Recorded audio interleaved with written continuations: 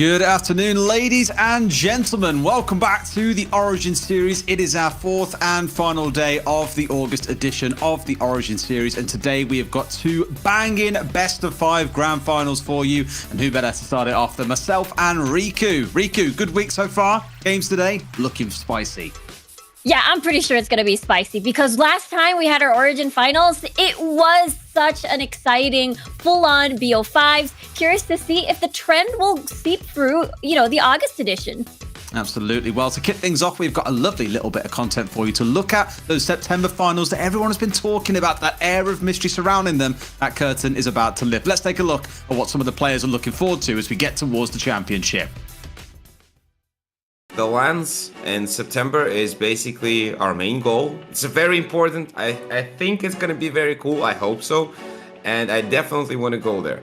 Coming up to the September Grand Finals, I think we're all really excited. I personally have stage experience from the past with esports, but there's no feeling like playing on stage and kind of like having that super intense, like high quality games that you really get in the zone, and it's just a really great experience. A lot of my teammates don't have that, so I'm super excited to they all have the opportunity to kind of like have these really serious tournaments and offline events, and I think it'd be really cool, and I'm super excited to be there for one of the first Wild Rift ones. I think for every player and for every team, the main goal is going for Worlds, Wild Rift Worlds, and winning that. And to achieve that goal, like every single step, like it's Origins, then LAN, then going from LAN to Worlds. All this, like it's one step by step, It's important point for every player. So to represent Europe or one seed of Europe at that final would be a great and amazing feeling, like to be on stage also with your teammates, to see your teammates in real life, talk to them, or also your enemies, like to talk to them, etc. would be a really great experience, and you wouldn't forget that easily, obviously. It's just you're creating memory there for yourself and for everyone competing there.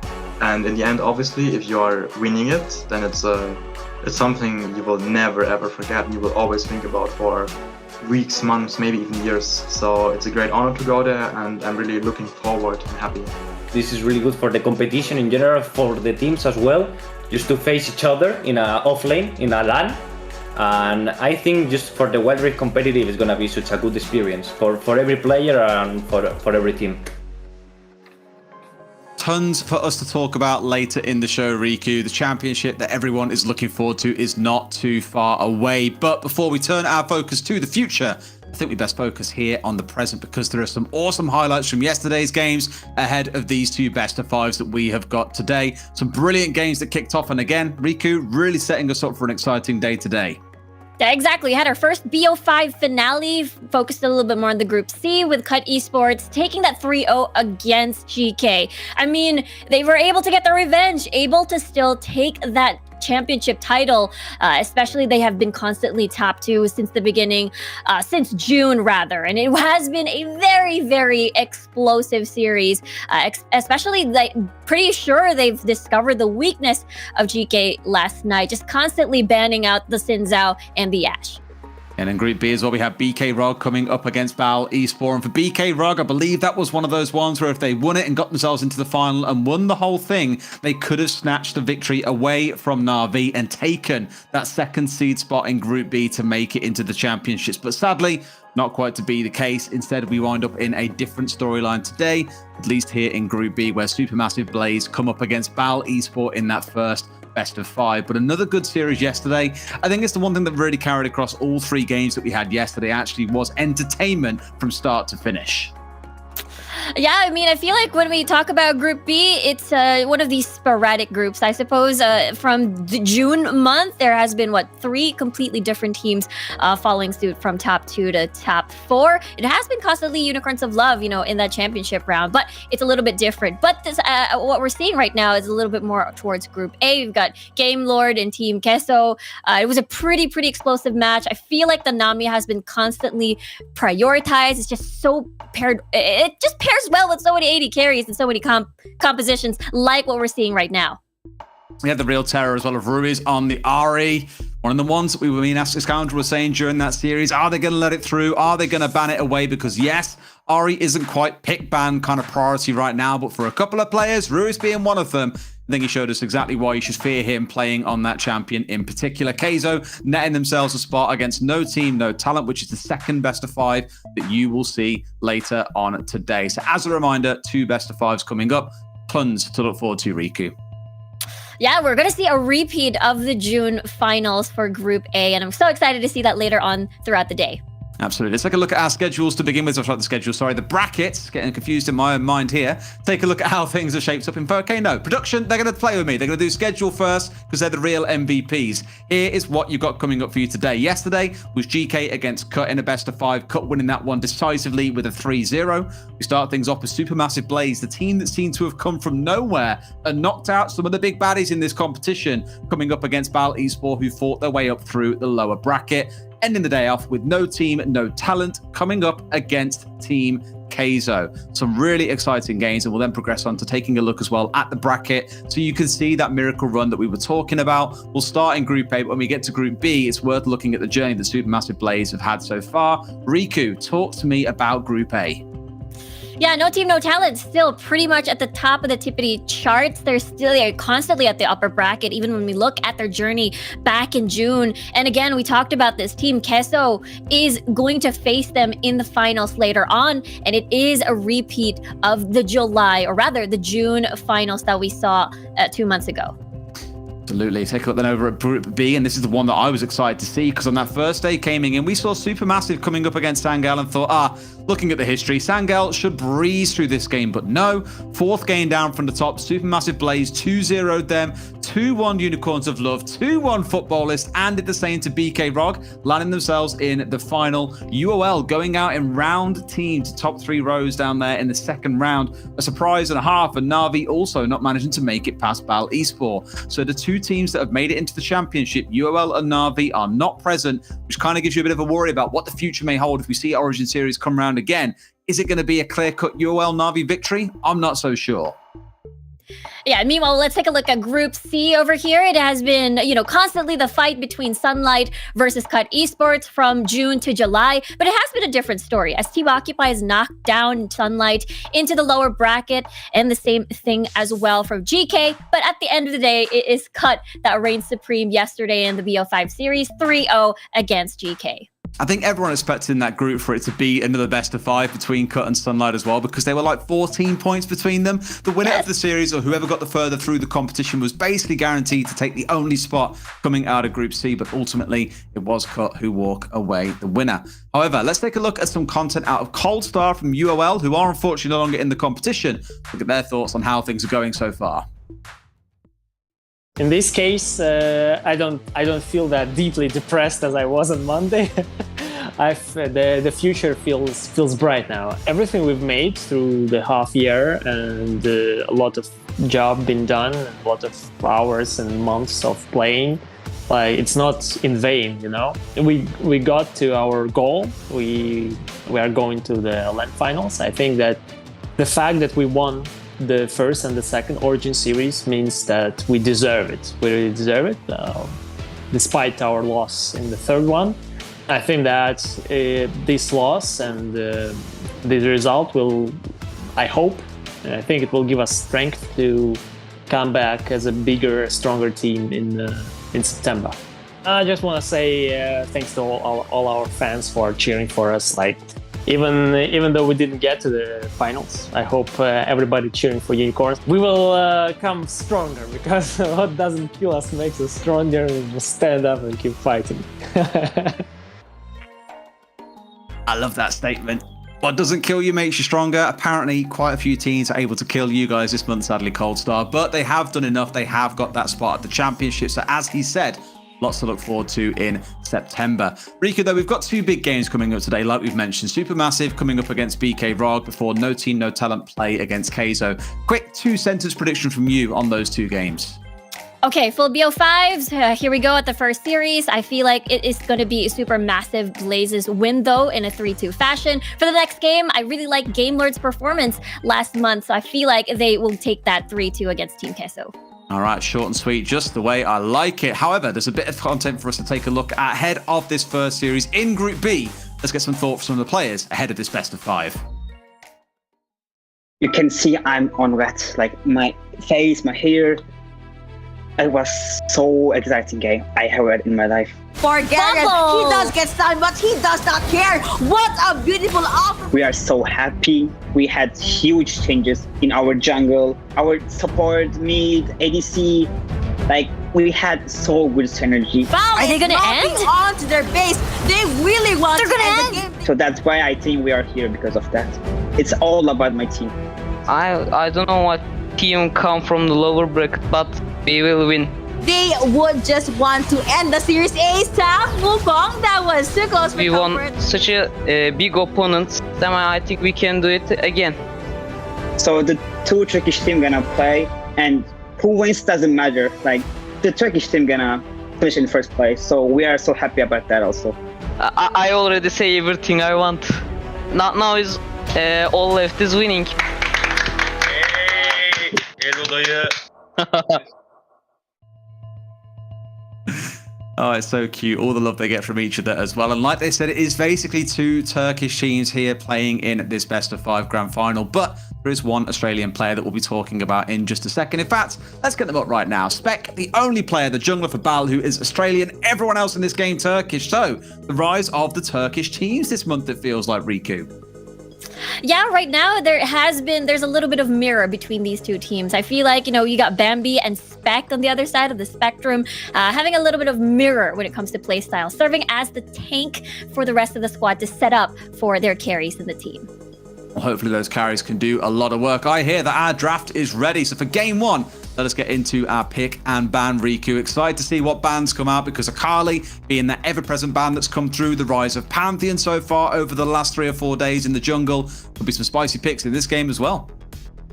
Yeah, and look at them. SMB already banning out the Ahri. They don't want that level 3 spike, and as well as the pick potential as well. Bal, on the other hand, just wants to take out any sort of scary mid to late game threat, such as the Ziggs. Darius, again, meaning SMB could potentially get the Renekton. They don't want any awkward level 1s for the big crocodile over there. And yes, as you mentioned, Dezichu, it is going to be, again, Akali getting taken out because as we saw last time, Nakras had an amazing and crazy game on that pick. He did, yeah, and that game against BK Rog was pretty terrifying, so not at all surprised to see it taken away and the Akali to follow through after Camille for the pick potential. And the top lane duelists that we've often seen going toe-to-toe with each other in the Darius and the Garen also being taken away. And there is that Pantheon jungle, we assume, that we spoke about, one that has been incredibly dominant in the early to mid game so far.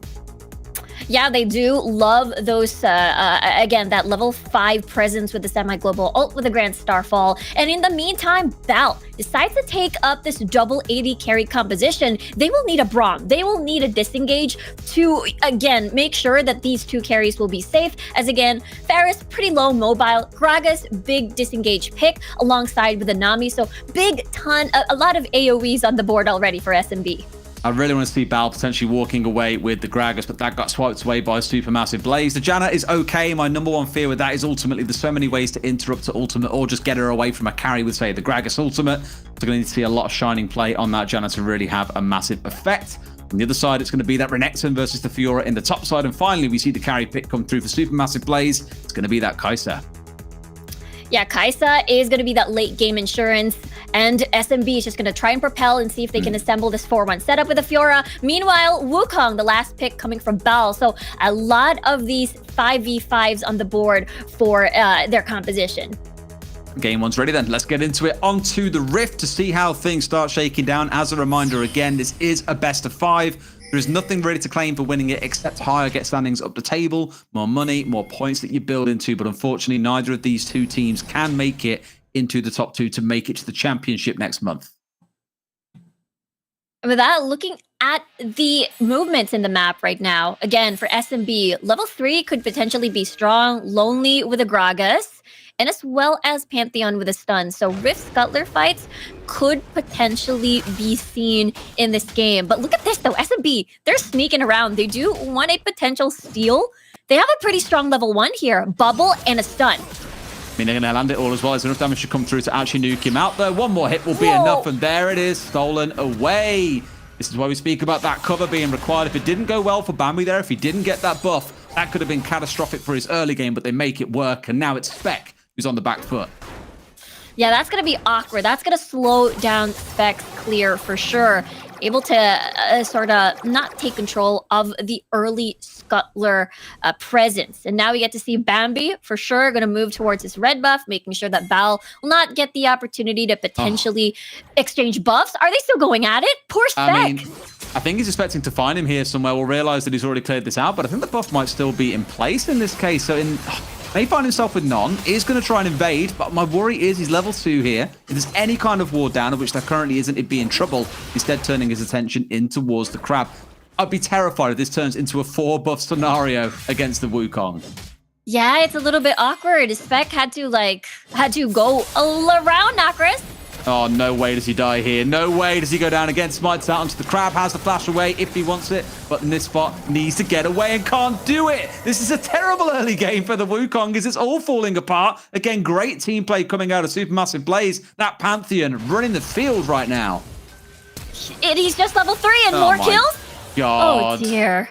Oh, dear. Yeah, this is Bambi's jungle now. Spec cannot step foot in their own quadrants because Bambi and the fact that Geist is always roaming with a Pantheon makes it so much harder because, again, Tulkas can just manage on his own. He has the Icadian Rain for the wave clear. And literally, if it's level 5, then that means there's pre-level 5 rather, there's no threat of a chain of corruptions coming from Katze. Bambi evolving from being a fawn into a full-blown stag here with some pretty spiky horns, taking the shape of a spear. Replay coming through. It was the Wukong again who got absolutely penciled down here, even with the smite coming in onto the crab to give some health back and flash on side. Didn't manage to use it in the way that he wanted, burnt it, stays in the river, and it's an easy cleanup for Supermassive Blaze. And as you saw earlier on, the pressure just carried on. It's now starting to affect more than just the jungle. It's starting to bleed into lanes as well. And it's this early advantage where I start to feel really nervous for the Wukong. Yeah, and that's the thing, Gandalf needs to reach his 2 to 3 item power spike depending on what build he's going to go through. Maybe Essence Reaver, Solari Charge Blade, and then you head on over to the Infinity Edge. It's going to slow down the damage coming from Bal. That means who needs to pick up the pace? Knight. He has to win his lane to make up for the losses. But it's a big problem because, again, Spec has been struggling. Look at this. There's so many deep vision coming from SMB in Bal's jungle. So I'm sure this is going to be the last time Spec's life is going to get hunted. I'm quite worried for Gandalf in that mid lane. Looking more like Gandalf the Grey than Gandalf the White, but at this point start calling in Gandalf the Grey screen because he's going to get focused down by Bambi more as this continues as well. We spoke about him starting to accelerate the early game. You're looking towards the assists on the Nami, who's done great jobs getting involved across the field as well. The most important thing to look towards now is going to be this Drake coming online in about 10 seconds. The gold lead only sat at about 1,500, but opportunities here where maybe we see Bambi get back to base, pick up the Black Cleaver before this gets online, and then they can start really looking for a scrap. Yeah, that could be a possibility. And right now, their movements and their decisions, okay, not an Infernal Drake.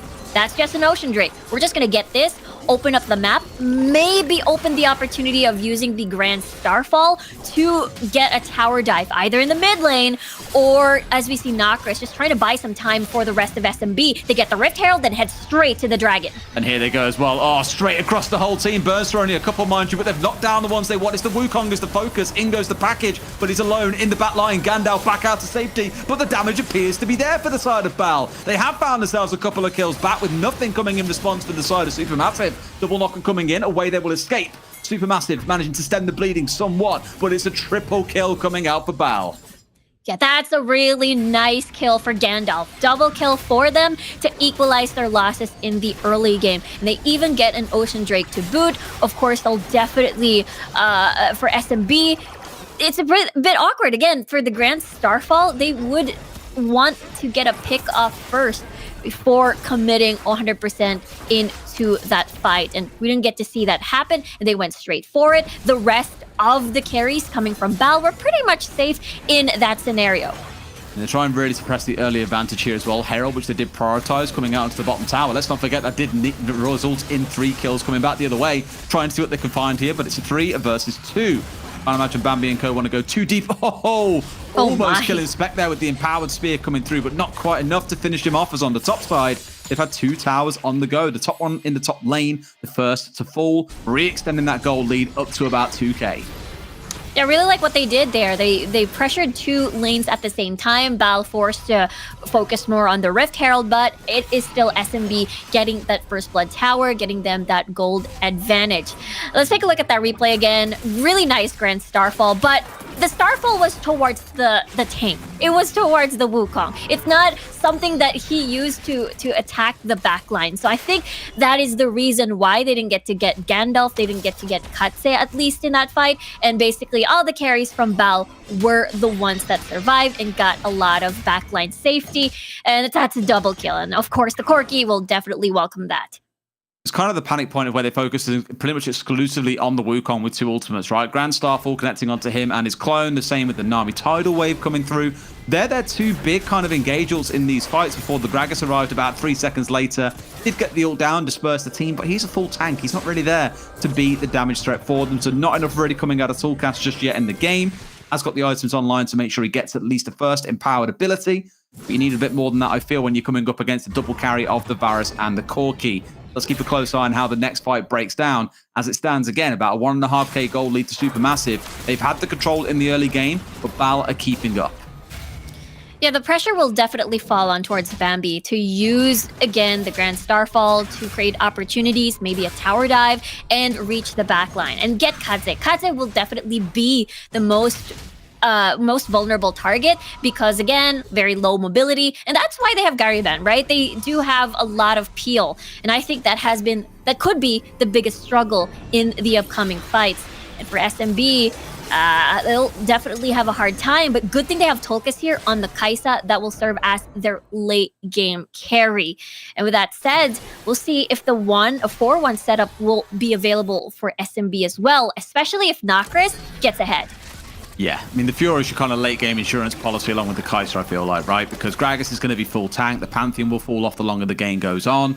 You're turning towards those 2 to be your big late game insurance policy. And on the other side, you're looking towards the Corki and the Varus, which really relies on the Wukong and the Renekton to drag them through the mid game a little bit, be that threatening front line with the Janna to be the counter disengage if they need it. But also on that side, looking towards them potentially starting to fall off as the later the game goes by too. So a few things to keep a close eye on as we get towards that 10-minute mark. And of course, the second Drake's now looking to come online. About 30 seconds away or so, I imagine you'll start seeing both teams heading back to base here, spending whatever gold they hold on to in anticipation of this next big fight.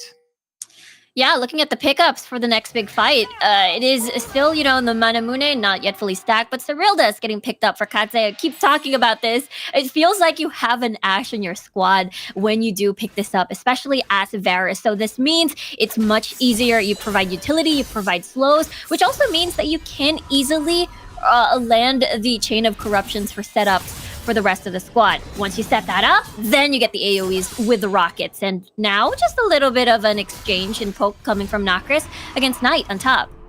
Yeah, I think there was him just trying to enter at the back, and Nokris wanted to give a little bit back to him on that side. See the recall coming in, and both top laners just bolt it down towards this Drake or out towards the mid lane. They know that's where the net scrap is going to be. Bal currently in control of the vision in the river, so the one's free to step in. Whereas SMB, I feel, are just playing this one a little more cautiously, waiting to see what the Corki does. Because that package, as we've seen for the last 2 or 3 days, has been an absolute terror in team fights. Yeah, being able to have the fight. Here comes the Grand Starfall. Well, straight on top as well. Yes, Beck's the one in the front line. Everyone else zone back was there as well. Janna ultimate coming out to try and keep everyone alive, but they're taking the Drake away. They could peel back here if they wanted to and call it a day. Knight in the front line, pretty tight, tanky, but no one at the back getting any damage down. The Varus and the Corki especially, completely out of mana, but able to dish out any real damage. And sure enough, it's going to be we'll take your dragon and we'll back away. No one dead in that fight. Nicely done steal, yeah, from Bambi, and they're not even resetting yet. I mean, they still want to try and go for a dive by the looks of it. Finish off the tower here. Now, potentially, they might be get forced into a fight they did not want to take. Heal coming out. Initial focus onto the Janna, but should be able to just walk himself away. Both teams opting to just back away from it once more, but it feels like it's Bal with some of the pressure in this bot lane. Whilst up in the mid lane, it's Kaiser versus the Wukong. It is just going to be the wave clear. No, Tolkas has been focusing on farming to speed up the process. Because again, you're up against double 80 carries, especially Gandalf just going to balloon up, just going to hurt in the mid game. And with that said, Tolkas is just trying to again, make up for what happened earlier, I suppose. Well, not really make up. That's not what I'm talking about. But at the same time, for Bal, they're trying to find these 5v5s again. But I really like how you brought up that eventually, Knight's going to fall off. So I feel like the mid game is the best scenario for Bal to force fights. Kind of feel it's the best time to press the advantage that you have with the Pantheon as well. I mean, he's now falling behind and he's the second poorest player on team. Look how much gold is being amassed by this Kai'Sa despite being 0, 1, and 0. 8.5k at the minute, light years ahead of seemingly anyone else, both on the team and on the other side. The Corki just about breaking 8k. Yes, he's been quiet. Yes, he hasn't had to get involved anywhere. But when he does get involved, my God, is he going to make an impact? Yeah, already picked up the Solari Charge Blade, so those Radiant stacks and the crits are gonna hurt a lot. And it synergizes well too because, Katse already has the Muramana fully stacked. So his piercing arrows will be absolutely painful. And we'll see if Bal, again, will decide to force a fight. Because so far, it's SMB who actually wants to force a fight here. Because again, you mentioned they are going to eventually fall off. And there's only so much a Gragas can do to be that peel for you, and as well as that Nami. Indeed. I mean, the next one I think will be the big scrap around the next Drake when it comes online, which is still just over a minute away, I think, at this point. So nothing ready to jump on just yet, unless they're trying to find an engage in the mid lane. They found the Varus actually as well with the stun coming out of the Panther. Spoke about that engage a lot. Not enough that's going to find them any real damage coming across or anything to threaten them to any great level. No summoners burn, and once again, both teams just walk away. A very patient game between these two teams, Riku. That's very patient. And so far, what I'm seeing is that SMB is winning this because Bal, of course, they want to win. They want to fight 5v5, but SMB keeps splitting the map with the 1-3-1 setup with the Fiora and as well as Lonely Kid split pushing. Therefore, Bal is at the disadvantage. They can't exactly use the spikes that they have since they're pretty much separated and forced to reply to the split push of Nakris and Lonely. Keeping close on these items coming online as well, because that Fiora's hit that 2-item point. Not really super significant for a team fight right now, but this is where you start to see her begin to feel like a real split push presence as well, where she really can start to threaten people. Other side, similar story for the Renekton, who's finished off the Sterak's. Very useful in these next couple of team fights that will kick off. About 30 seconds currently building up towards that Drake coming online. It will be the Infernal, so both teams absolutely want to fight over this. This is going to be huge for them in the late game, and rightly so. You'll see this duo bot lane going back from the mid here to spend up all the gold, all the pennies they've been amassing. This is where you should start to see things really kick off. Bambi going back, I imagine, wanting to use that ultimate into this fight once again. It needs to be a better gauge than just catching out the Wukong like last time.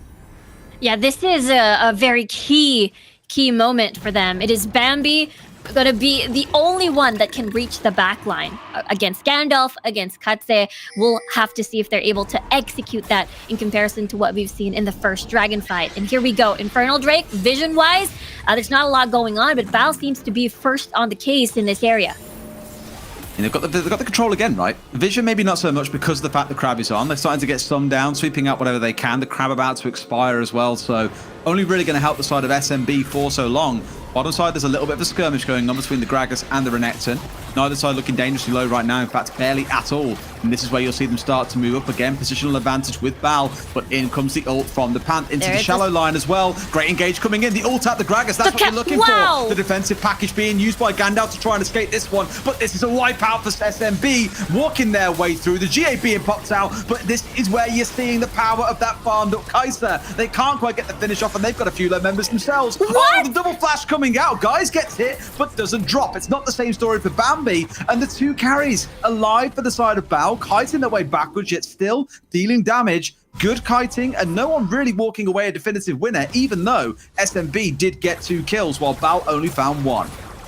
Yeah, that piercing arrow was painful from Katse there. And yes, it is SMB struggling to find and pick off one of the carries. And the Grand Starfall was there to, zone out the rest of Bal away from the dragon. It wasn't utilized to get to the backline because, again, I think it has something to do with the vision. They don't have information, meaning they can only push little bit on near the dragon, and that piercing arrow was just so painful. If this keeps happening, SMB will continue to lose these fights.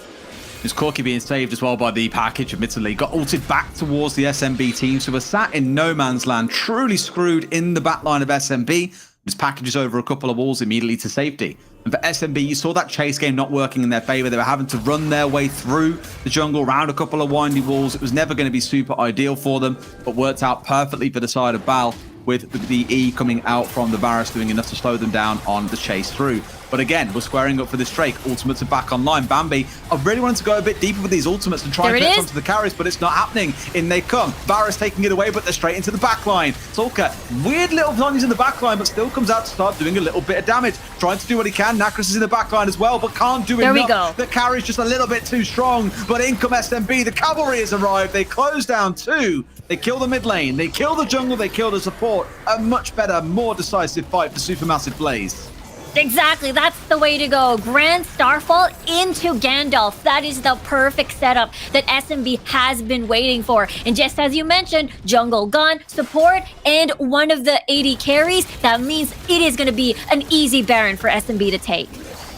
You say easy. It's time to square up to come back in and go for the contest on this one. We've got the barrier still available on the Varus if desired. Nothing really for the Renekton outside of a flash. But they could try and get a little bit cheeky with this one if they want. Ult coming through, just to give them some idea as to what's going on. They really want to try and steal this away, but interrupted by the Nami ultimate. Won't be able to do enough. They secure it away. And an amazing Gragas ult comes through and knocks both members back towards his team. And this is going to be 2 other kills alongside the Baron coming in for Supermassive. 10 and 5 and a 9k gold lead assembling. Yeah, that is a big, big bonus. Not only getting Baron, but also more death timers for Bal's side. That means they have more space to, not go back and reset, but push through more of these towers. Nice bubble. One guy neglected there. That's burning through a tank, let's not forget as well, because the Wukong is the front line for this team. He's being burnt through in a couple of abilities, a couple of autos coming out of, say, Tulkas. There is a problem. Who, speaking of, has got basically no mana left. Here, Nakras is the one looking to step in and start trying to bring down this tower. No Baron buff on his side because of how he died or wasn't around in the prior fight. But still, good pressure being shown by the side of Supermassive. Barely any towers down. In fact, no towers down for the other side. And it all started from here, too. There's the Grand Starfall and the Tidal Wave knockup. And the funnel of Bambi to Gandalf and the Killer Instinct to penetrate the backline was just so perfect. Therefore, the awkward thing was, Gariban and Knight had to go all the way around to join the carries, but it was pretty much too late. And they are definitely rewarded with this Baron. Nice cast coming from Lonely Kid and basically getting 2 bonus kills off of that. Well, they've already found themselves a tower in the top lane and mid lane. It's like we come back from a replay and the game state has just completely changed. They've got themselves 2 towers. That's kind of what you're looking for. Man, there are so many Lord of the Rings references in this game. It's wonderful. Bambi ulting enough to the side as well. Looking towards the bottom tower now is the next one that they can only focus on. There are no other ones standing. Won't have enough minions around to make sure they can 100% clear it out, but the pressure is on. And very little else that the side of Bal can do to push them back here. That gold lead ballooning up to about 14,000 recoup. Yeah, a little bit of good news. They do have wave clear from Gandalf and from Katze, but at the same time, this is just a lot. This is just a big lead. It's massive. Incoming the engage as well to see what they can do. Package being used aggressively for the first time in a couple of fights, but great ult coming out of the Kaiser. Chasing, flashing, trying to connect onto the Corki, but can't quite find it. And now out of mana, this is where SMB need to be careful. They're tanking up this tower. They really want to bring it down. We'll finally get there. All 3 taken out. They may pay the price of the Gragas, but he walks away on low HP. SMB, they've got what they came for. All 3 towers, all the pressure in the world. Now they can afford to breathe for a few minutes, collect any objectives they want. I'm looking towards the Elder, thinking about the Baron. Once those are on side, it's going to be game over for Bal unless they can pull off something incredible. Yeah, so far SMB not buying any sort of teleports, even though we get to see deep vision in the base of Bal. So SMB is just going to play it safe. They just want to play it calculated and just aim for this Elder Drake to spawn. And for Bal, just as you mentioned, they get a little bit of that breathing space, get the buffs to be able to farm a little bit, and get space to maybe potentially try to contest the Elder Drake. But if they take too much time, we know that Nakras will just split push and end the game.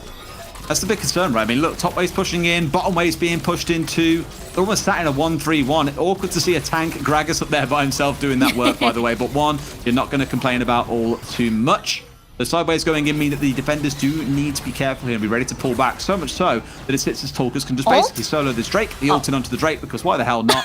Didn't want Tulkas to take all the glory for himself, of course. And now they can go for the Baron. They can shove it in and then look for the end.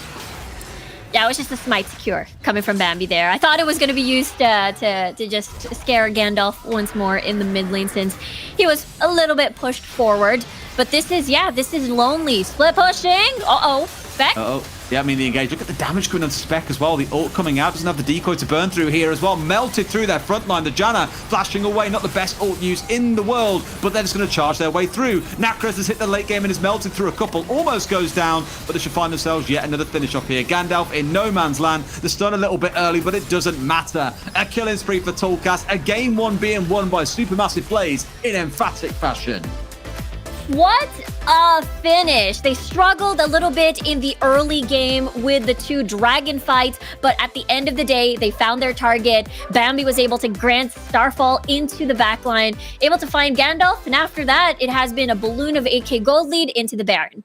So much work being done by Bambi. We spoke about the Pantheon over the last few days, Riku. You're seeing it shine up again here and have fantastic impact in the mid-game. And really, we never had a chance to see Spec fight his way back into the game on that Wukong. Was always on the back foot, always sat behind. And that mid-game farming for Tulkas because of the space given by the Pantheon, absolutely magical. Now, from what I understand, you've got us a little clip to play back, one that you liked in that game, Riku. So why don't you take us over to the drawing board and show us what it is that you enjoyed so much in that game? Yeah, here we go. This is, I believe, the dragon fight here. Really nice tidal wave, by the way, coming from guys here. And the following bubble as well. That's a 4-man bubble. Imagine with the AoEs and everything. But it still doesn't change the fact that Gandalf and Katze were pretty much safe to free hit, to land all the AoEs in the world as well. So this is a struggle. Being in this choke point against Katze and Gandalf in this scenario is gonna really hurt you. So I really like this fight over here because it felt like SMB knew what to do, but they just couldn't find, Bal in the back line there. And it was just, it looked, I want to see the piercing arrow here as well with the flash. Piercing arrow, boom! That's a double kill. But at the end of the day, it's SMB finding the right fights at the 3rd dragon fight and then, getting to the Baron and winning the game. It was beautiful, really well fought, and that Varus ult didn't see it so much at the time. Incredible, locking down every single member on the other side. However, that is the end of game number 1. A great start coming out for the side of Supermassive, but can they carry on in game 2? Let's get into it.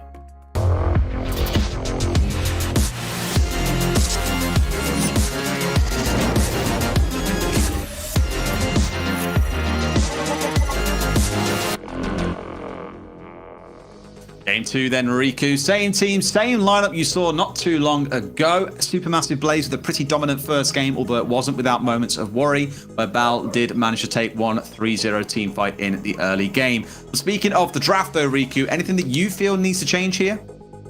For Supermassive, the same. The 1-3-1, rely on Nakras and Lonely Kid in the side lanes.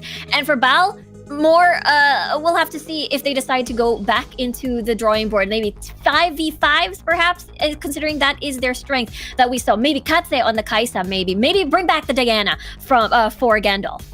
Never going to complain about seeing Diana. I'm a filthy Diana main through and through. But the first ban from Bal is going to be the Akali coming out. On the other side, the Ziggs. Yeah, Bal doesn't want to see Nakras on that Akali again. He had a crazy game the other day as well. Fiora just basically straight up banning out all of Nakras picks over here. Now the Ziggs and the Ahri, just a lot of focus on the mid lane. Again, lots of respect towards Gandalf. So it's looking like a mid lane versus mid lane scary matchup so far. Bal now removing the Gragas. They don't want any sort of red side Gragas, perhaps, where you pick up maybe blank Gragas, 80 carry plus Gragas. So now that SMB bans out the Garen, maybe a Renekton pick may also come up on SMB side.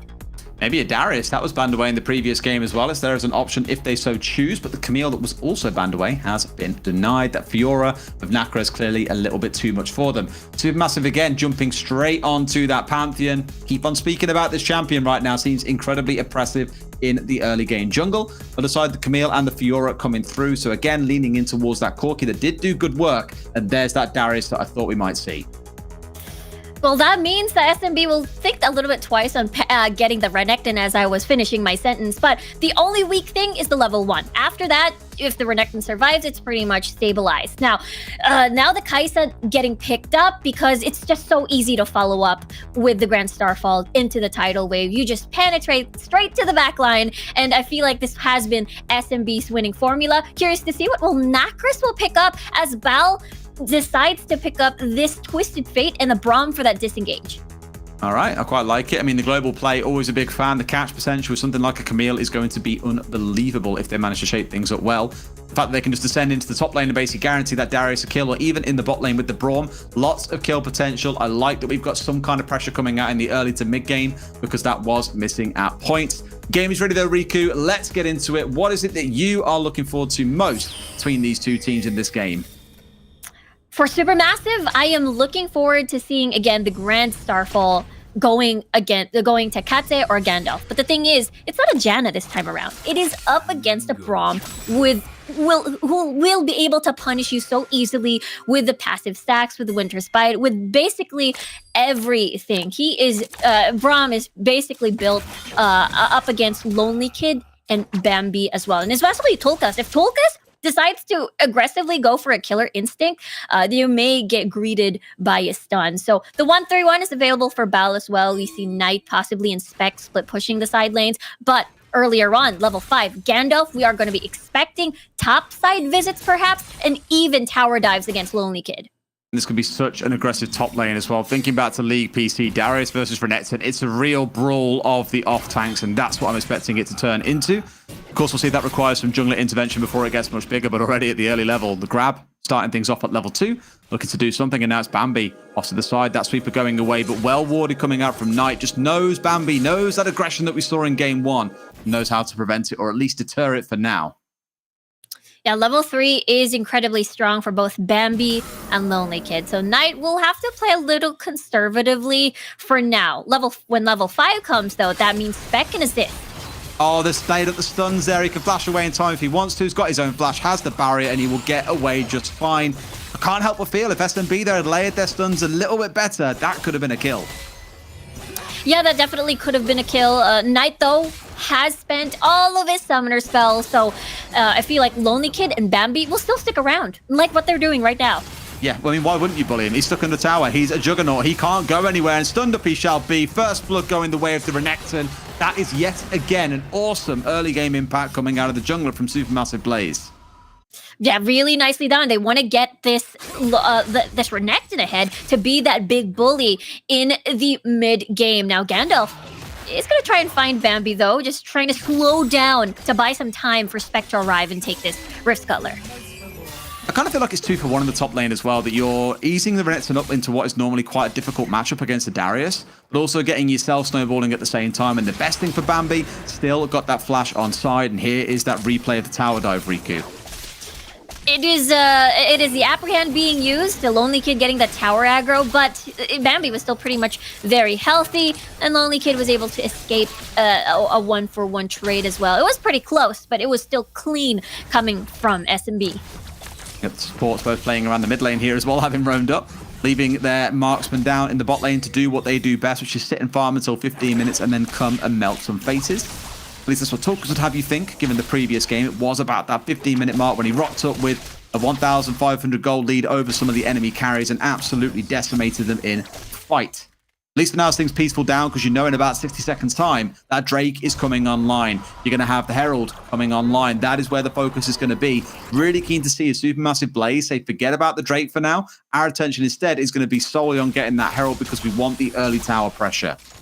I think it's possible. We saw how Spec moved a little bit towards the lane gang, but decided to get that reset, be nearer towards the dragon in case SMB decides to take this Mountain Drake. And it is possible. Gandalf can activate Destiny and basically tower dive alongside with Spec and eliminate Lonely Kid, making it a 4v5, making it a comfortable Rift Herald take, getting First Blood Tower, and then getting all that gold for Knight as well for him to snowball, again, get that resets as well. Because again, Renekton, Darius, they basically have a similar story of having to spin out of control. Now, the biggest question is, will that be Knight? Will that be Lonely? We'll have to see if the opportunities open up. And Bambi's getting engaged onto here as well. You got a Camille with ultimate. There should be no getting out of this one, but flashes towards his team. The safety is provided. Bal will opt to back away. A pretty crucial flash to take down, though. The Pantheon with no flash means no flash, instant stun engage, which could mean that a couple of these carries on the side of Bal are a little bit safer in this fight. Yeah, that's something that Bambi would love to have in the dragon fight. Just as you mentioned, flash engage, or after the Grand Starfall, you flash out. Because again, a Pantheon, if you go in, there's really no way out. And Destiny now being popped.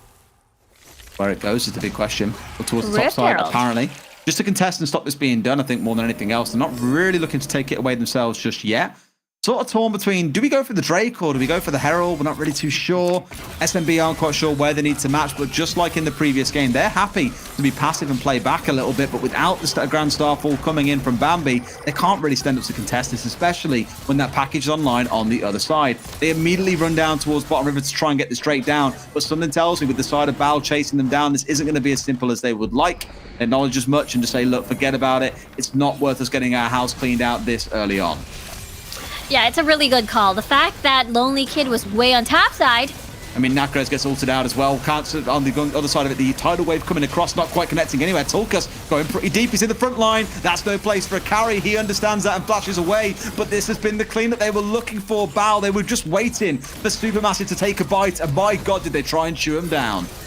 That is definitely the dive that we have been waiting for, with as well with the Twisted Fate. They even get rewarded with the Rift Herald plus this dragon. I think that's super duper massive. And with that, SMB again, unfortunately unable to find the setups. They get baited with the important ults before anything could happen. Roy being finished up for Gandalf as well. About that 6-minute mark, man, the wizard has finally found his staff. That's what he's looking for to try and do some damage. I'm thinking now about these next couple of fights, though, and looking at the difference in this game compared to the previous one, you've got about a 3k gold lead starting to assemble, and really, a lot of it came off the back of this engage, Riku. Now, this could possibly balloon up. I mean, it was just a very, very clean dive coming from Bal there with a Hextech ultimatum, and then with all the rockets and the stuns coming from Gandalf and Katse. And, you know, Nami wasn't there, guys wasn't there, so therefore the disengage that SMB needed at the time wasn't gonna help at all. Absolutely not. Again, turn your eyes up towards that gold at the top of the screen. That 3k lead for Bal is the one that I'm watching. We're at points where they were ahead in the previous game, let's not forget, but Supermassive did manage to pull themselves back, and even when Supermassive were behind, they never really kept that gap to the max of about 2,000 gold. Whether or not that story stays the same in this game will depend a lot on how these next few minutes play out. But I do expect a little bit of peacetime here. There won't be any crazy fights, at least I hope not, before we see the next Drake starting to come online. Infernal Drake, yeah, that's going to be a very juicy target that SMB and Bal would love to have. And yeah, it is quite similar to what we've seen in game number 1. You know, SMB always getting caught out, or rather not finding the fights that they want. Destiny, where is that going? Oh, nah. Once they saw Geist, they were like, hey, let's not pursue this. That's a Nami. That's the bubble. That's the tidal wave. We might get punished here. The fact that they don't have deep vision as well makes them second guess their choice and decision.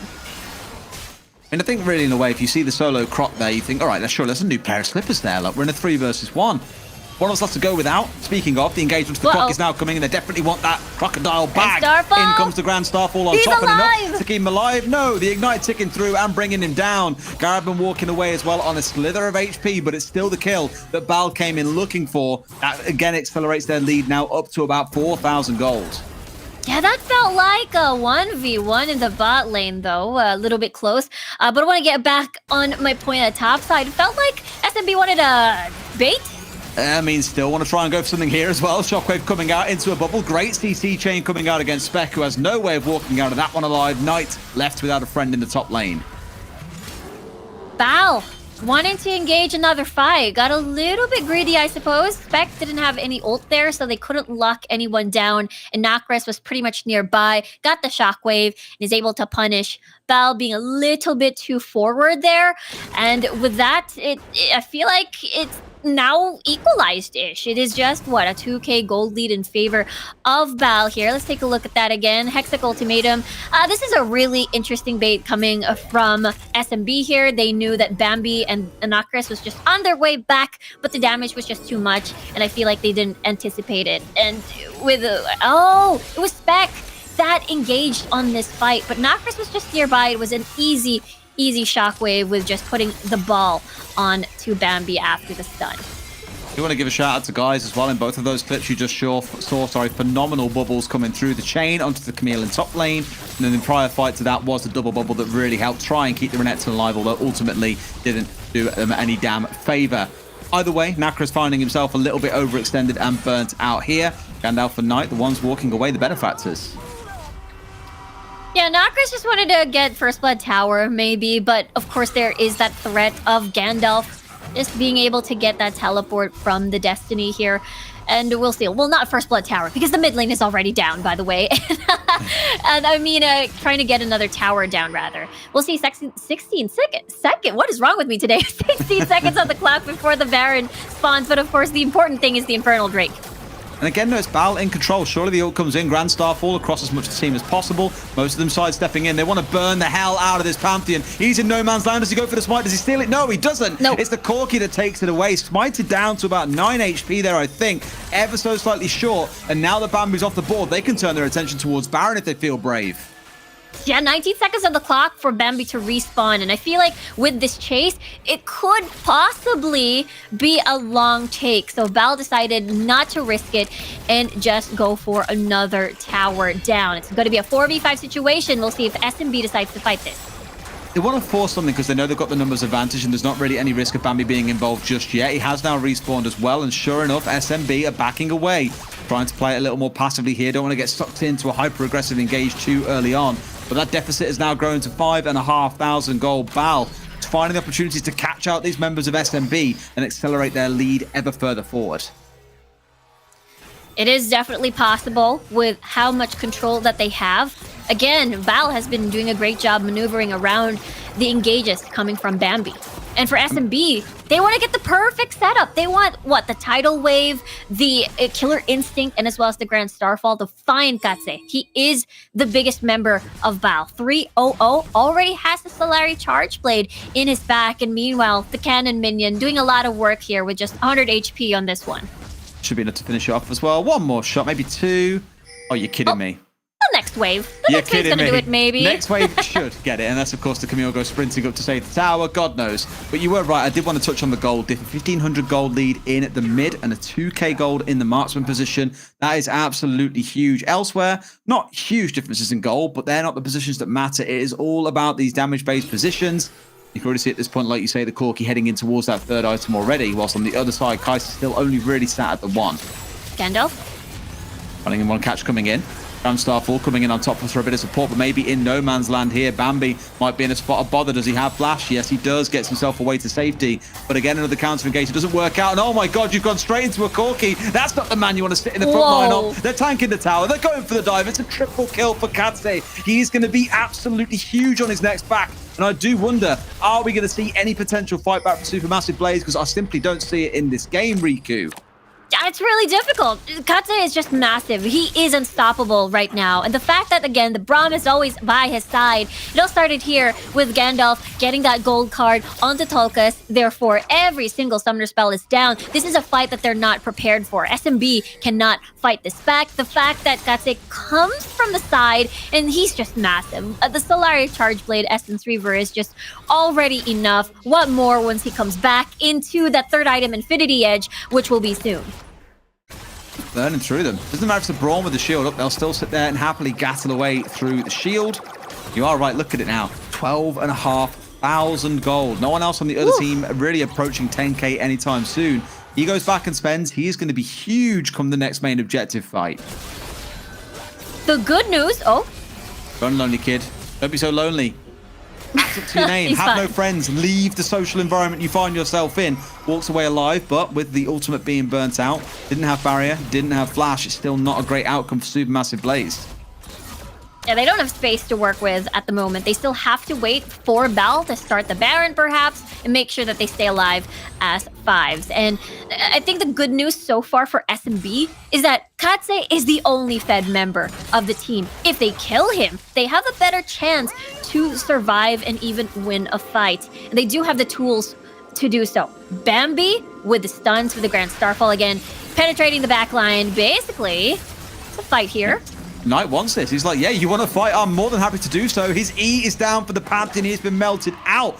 Bambi, as well as he played in the first game, I think being a little bit over-aggressive here and not respecting his boundaries as a Pantheon in a mid-game that has not taken off in the early.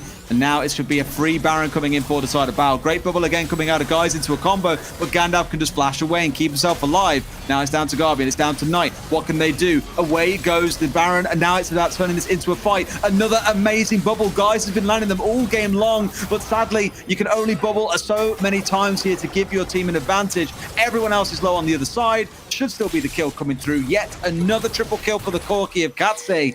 And SMB, I think in game 3, will be thinking about maybe you've got to ban that one away. Yeah, that's going to be consuming one ban, leaving one open. And yeah, Katse is just massive. No one can threaten him. And I think the struggle is Supermassive, every single time that they want to engage with the Grand Starfall, everybody else from the team are far away. And let's take a look back at Geist's bubble. It's amazing. You use the shockwave after. Yeah, but then your two member. Yeah, every single bubble. It's just massive from Geist. It's just too bad there's no follow up because Katse is just so far ahead. That is the battle. It feels like you could do everything wrong in this game, or everything right, sorry, in this game, and he'd still shoo you apart. That's just how far ahead he is. Now we're looking towards the bottom side. 3 cannons plugging away on this tower, joined, of course, by 3 champions. Now turning their attention in towards this first inhibitor tower. That will be what really starts to sound the death knell for the side of SMB, which will put us at 1-on-1 and basically reset the series into a best of 3. Katz is still here as well. What can they do? Look at how much damage Lonely Kid takes trying to go in. He can do nothing. Great shockwave, but the scaling and damage simply is not there for Nacres. This first tower is going to fall down, and now the attentions must turn towards top or mid. But already, again, you can feel the end of the game on the horizon, Riku. Yeah, this is just a massive, massive lead for Val. And SMB, unfortunately, just has to watch this happen and think through the future. Think to the game number 3. What are their solutions to face off Katse's threat? Especially, look at them now. They're going in. All the way in. This one ain't even going to be close. It's going to be a slaughter, Riku. They're decimating the members on the side of Supermassive Blaze. The Nexus is laid bare. It will fall down. Game 2 going the way of Bal Esport. And there, Bal Katse, he's legendary in this game, and no one was able to answer him from Supermassive. And so excited to see if we get to see this Corki pick once more. Especially Katse had a phenomenal game in game number 2. I won't lie, I got no idea what my camera's doing right now, Riku. We'll take it as it goes. It appears to be frozen. I'll sort it out after this. But let's take a look at some of the highlights from that game. One of the ones looking at it that, again, first game was all about Bambi. This next one, though, everything coming down to Katse and the Corki. Yeah, they were focusing a lot on Lonely Kid, which is, again, what they wanted to do. They wanted him to shine. He wanted them, Lonely Kid, to basically be that bully as the Renekton. But the biggest problem is the rest of the lanes pretty much suffered. You've got Tolkas getting dove upon, and as well as this fight in the mid lane. I feel like that double kill in this particular fight just started the reign of Katse as the Corki. And again, the Grand Starfalls, unfortunately, it wasn't enough because there is no follow-up. Even though Bambi was in too deep, the rest of the squad wasn't exactly nearby to follow that up. Absolutely. One of the ones that you just look at and just think, what could they have really done to fight back against that? And to me, Bambi, as we mentioned, did get caught out a lot in the early to mid game, just finding himself in spots where he was never really going to be able to war his way back in, already too far behind, and the rest of Bal just playing it right. Don't go over aggressive, don't over press it, let SMB be the ones that make the mistake and get the clean win. Yeah, and exactly, that's exactly what happened. I feel like, Gandalf as well did an amazing job just baiting out key ults from SMB with the Destiny. And it's just such a worth thing, especially if you already baited out the Grand Starfall, the Shockwave as well. And it's just amazing to watch, especially Nacres was was so huge in this game. Katse, rather. Awesome. Well, I hear game 3 is pretty much ready. So how about we get ready to jump into it, Riku?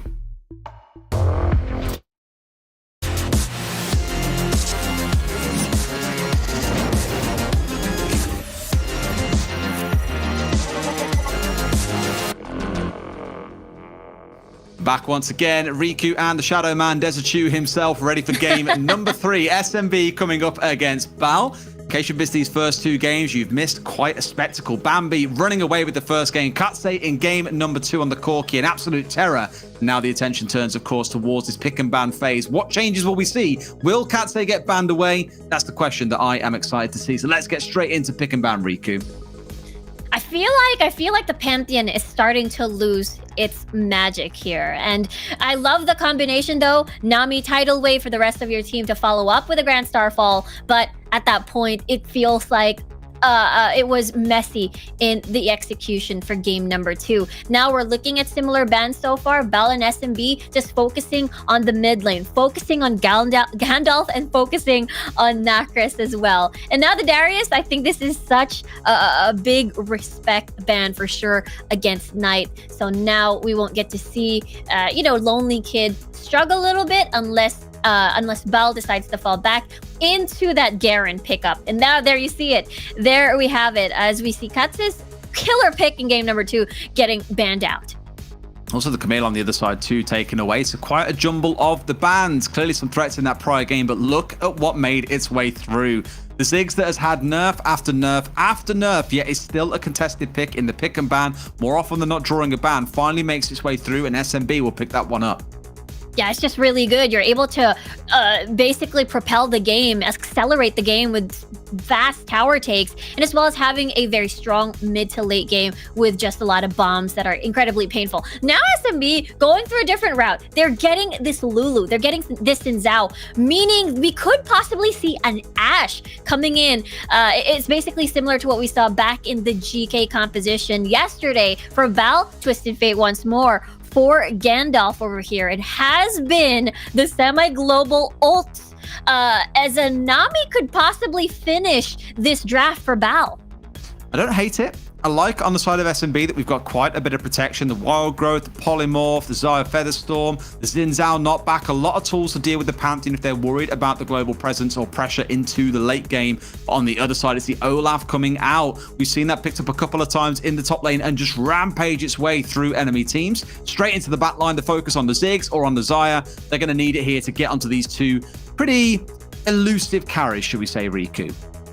Yeah, it's going to be very difficult. Xayah with a self-peel, Wild Growth for that secondary safety. We'll see how Bal deals with a lot of those disengage. Well, game is ready, so let's get into it then, shall we? It's time for game number 3.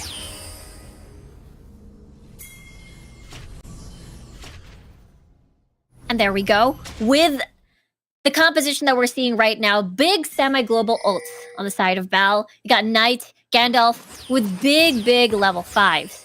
We're hoping to see that sort of flourish, possibly maybe in the mid lane, maybe at the top lane rather. That's going to be a support Gragas that will help assist Katse.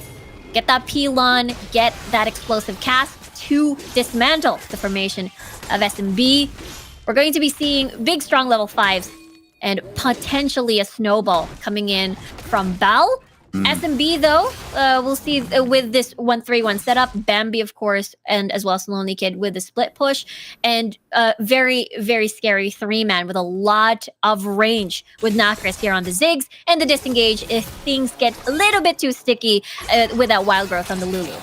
Absolutely, lots to look forward to. I'm somewhat surprised to see that Pantheon in the top lane. You prefer it when it can just appear out of the jungle anywhere at a moment's notice, but here it's about the scrap on the top side. Where I get a bit nervous about that for both picks is about the potential fall off. I know the level 5 is kind of a power point for both when they can have either a big engage in the Renekton in lane and become the lane bully that we all know he can be, or if it is the global presence coming out of the back of the Pantheon. So I'm looking again maybe towards the Olaf to be the one that has a big impact. It's Bambi on the bottom side and the Xin wanted to be the one that strikes first, but this ward should come through and there shouldn't really be too much to worry about. Can they catch onto him here? Engage won't come through. Garibin, sorry, just dashing away. Yeah, SMB is just going to focus on that Rift Scuttler take. It's just going to be a trade of Scuttlers for SMB and Bal.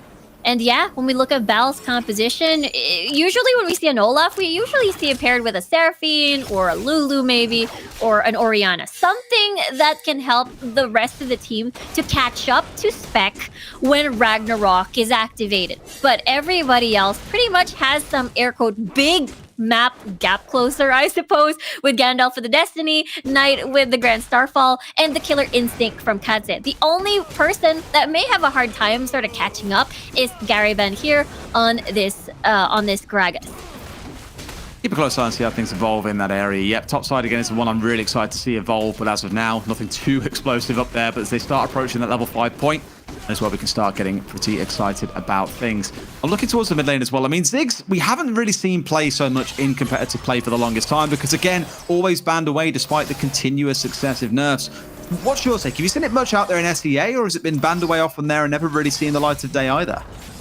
I think it's something. It has something. It depends on the teams that want to be a little bit more on the macro-centric type of things, or do they want to explode at the early game and take that early lead and potentially snowball? And the thing about the Twisted Fate and Ziggs matchup, it's a very, very classic matchup where if Gandalf destinies and doesn't do any, isn't successful with that gank perhaps with their jungler, then it's Nocris being able to punish with possibly First Blood Tower as well. So I think that is something Gandalf should take into account and make sure he keeps his lane in check.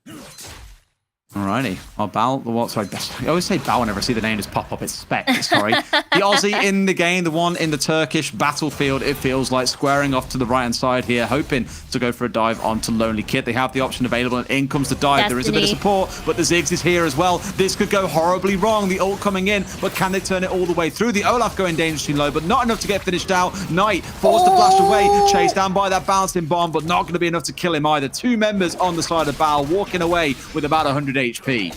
Yeah, it's super tempting to get the honey fruit, but in exchange you get the slow, meaning once you heal up but you get slowed, that means you get more tower aggro, especially if you don't have flash already. So that was a little bit close for Bal there. Bal wanted to get a pick before the Infernal Drake spawned, but are unsuccessful, meaning SMB, getting that reset, is able to get 5v5 on this fight here for the best dragon in the game at the moment. Yeah, the Infernal. That's what the dream one to start off with there. Question is whether or not Spec can get through the charge of this and get it down. Should be able to, but in comes the Pantheon. Everyone's piling into the pit, but who walks away? The winner, it's SMB with the smite coming through, but now the secondary prize, the bogey prize, the kills that you can find off the back of it. First blood coming out, the Xayah Featherstorm coming through to keep him alive, and away he will dance. It could have turned into 2. Oh, the bouncing bomb almost finding the Olaf at the back as well, but in the end, it will be a 1-for-1, but it's a kill onto Tulkas with that first blood that gets me nervous for the later stages of the game. Yeah, that can spell disaster if Tulkas is able to transition that lead even more. Plus, the Infernal Drake is a big bonus for them to get big damage for against Bal, rather. And for Bal, I think it's still a good call. They didn't overcommit, knowing that the Infernal Drake was practically lost. Knight was already down for the count. Let's take a look at that again. There was an attempt on the steal coming from the Pantheon, but unfortunately it is Bambi's able to get that secure. Tulkas had a lot of space for the auto attacks, and of course the fact that Featherstorm is still available made things a little bit harder for Bal to punish the positioning that Tulkas had, being very pretty far forward. Absolutely. Things have got to develop a bit further forward from here now as things start to heat up. Only about 400 gold between the two teams after 5.5 minutes of play, so neither side really charging into the lead. That first Drake is the one that you really be paying attention to in the later stages of the game for Supermassive Blaze, as that really will set them ablaze with a damage bonus that, of course, it gives later on the game goes. Herald being dropped in the top side here as they look to accelerate it further forward. Knight now the one being dived onto. Question is if he has the E online, can he dodge most of this damage? Apparently no is the answer. Can't come out in time. They get the kill and no doubt will get the first tower. A massive explosion into the lead for the side of Supermassive Blaze. I even tried a Grand Starfall out of there. But his SMB, with a lot of damage, with the stuns coming from Lonely Kid, is able to cancel and eliminate, rather, Knight. They get a big bonus as well with the tower getting destroyed. That's 2 towers across the map that SMB are going to be happy and taking. Means more space. Bal, unfortunately, is gonna have that limited space. I believe the red, whoa, what's happening? Blue and red buff are gonna be the blue-red buff quadrants of Bal are gonna be very susceptible to that deep vision that SMB is gonna plant later on. All right, well, things need to keep on heating up here. And this is that dive that we saw come through just a second ago. It was pretty Clear cut, to be honest. I think as soon as they realized Knight didn't have his E online anymore, he was basically done. Even tried to get the ult off the back of it, so that's also on cooldown. Not the best outcome for Knight, that's for sure. Yeah, getting that Grand Starfall off cooldown, but good thing though, not a lot of objectives that they could take. But Lonely Kid spots this out. There was a ward over there by the riverside, but if he doesn't get out, there's gonna be a third one joining the party. Maybe it is. Potential dive coming in, but I think Lonely Kid a bit more aware this time around. In fact, no, wants to go back in and really take the fight to them as he has support coming through. No stun coming through, but the nice knockback coming in from the Grag. They pile in, layering up the CC, but the Wild Growth comes out. Now the question is, what more damage can they do? Tolkas in the front line trying to bring down Spec, who flashes away. They've left him for dead. The Grag is isolated and alone. Gets burnt down, even with the flash on side. Yeah, Gary Ben was just the sacrificial lamb. A little bit worried there for Tolkas because he was very, again, a bit far forward next to an Olaf. So that could have been disastrous, but they directed their focus more on killing Gary Ben and are satisfied with that. It's really, really difficult when you're up against Lonely Kid, Dominus on top of the Wild Growth. He's going to be very, very tanking, is able to soak a lot more than what Bal has expected. I got good news, by the way, Riku. I've returned from the Shadow Realm. The camera has been restored. All is well in the world. That's great to hear, Dezichu. But let's take a look at that replay there. Again, it's the big, tanky Lonely Kid with the Wild Growth and the Dominus. And basically, Knights and as well as the Olaf decided to just run away. Not worth staying, but here we go. Air Drake now has spawned, now has been started by SMB.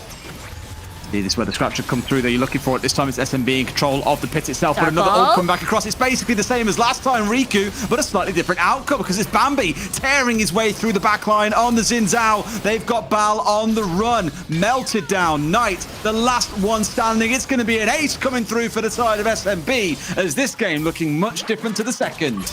Yeah, it's much cleaner execution coming from SMB. And now they get the Air Drake. They will get also 2 towers. This gives a lot of space and room for SMB to set up for that Baron in the next few seconds. And for Bal, this has been the second attempt to aim the Starfall to steal instead of pursuing the backline, I suppose. Nacris was in a very beautiful position to just rain down bombs from a safe spot.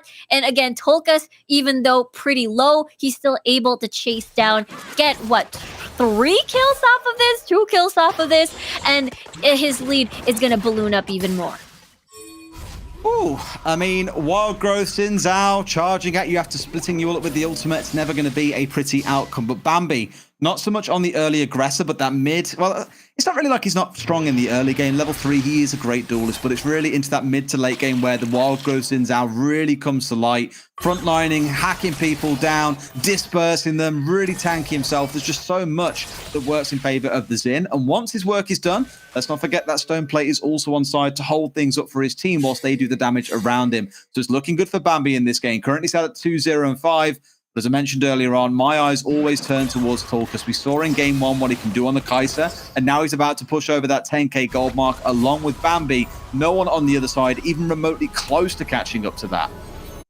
Yeah, exactly. There's just 2 beefy frontliners when they ult, like the Dominus from Lonely Kid there, and serving as their frontline for that setup for Tolkas over here. And now we get to see SMB planning a little bit of vision here and there to guard the next juicy objective that SMB could possibly take. I mean, so far, SMB has been winning all these fights, and Bal, unfortunately, not finding the right opportunities, especially we're heading into the mark where it's so difficult to take advantage of the Grand Starfall, or Pantheon rather, falling a little bit off. Gandalf will have a hard time finding Destiny as well. Oh, I mean, Lonely Kid, the one potentially being caught out, but slices and dices his way over the wall to safety.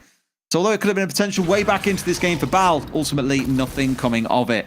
Bambi, again, is the big threat I'm looking at here. I mean, look at his items, right? Sterex, the Cleaver, going in towards what looks to be a GA coming online. It's going to be so hard to stop him. Yeah, it's going to be practically unkillable, and Bal will really have no choice but to face him whenever he's going to just try to bother the backline. Bother Katse here, bother Gandalf over here on that Twisted Fate. And now we get to see more items on the board. Staff of Flowing Water achieved, acquired by guys over here. So a lot of these cooldowns are going to be much, much faster, especially, again, these combo-centric champions that we're seeing on the board, like the Renekton, like this Xin Zhao as well. Going about achieved, I think it's about right. It's an achievement you have to unlock to get Staff of Flowing Water, because That it's is pretty true. busted. In 2 items online now, the stim that's giving over to, say, to the Xayah, even to the Xin somewhat as well. Going to be an absolute terror to walk through, and of course on the other side you're not really going to see that coming out of the Gragas in the supportive role, still looking to build in towards being pretty tanky in the mid to late stages of the game. You can see based on how Bal are playing, they're quite scared. I can't remember the last time I've seen a Bal member really step foot inside the river. As I say that, Spec is going to do just that, but they've very much been penned inside their own jungle for the most part, only now given a brief reprise by the fact there are 2 members of SMB back in base, the other 3 all converging on the enemy blue buff here to steal it away ahead of this Drake coming online.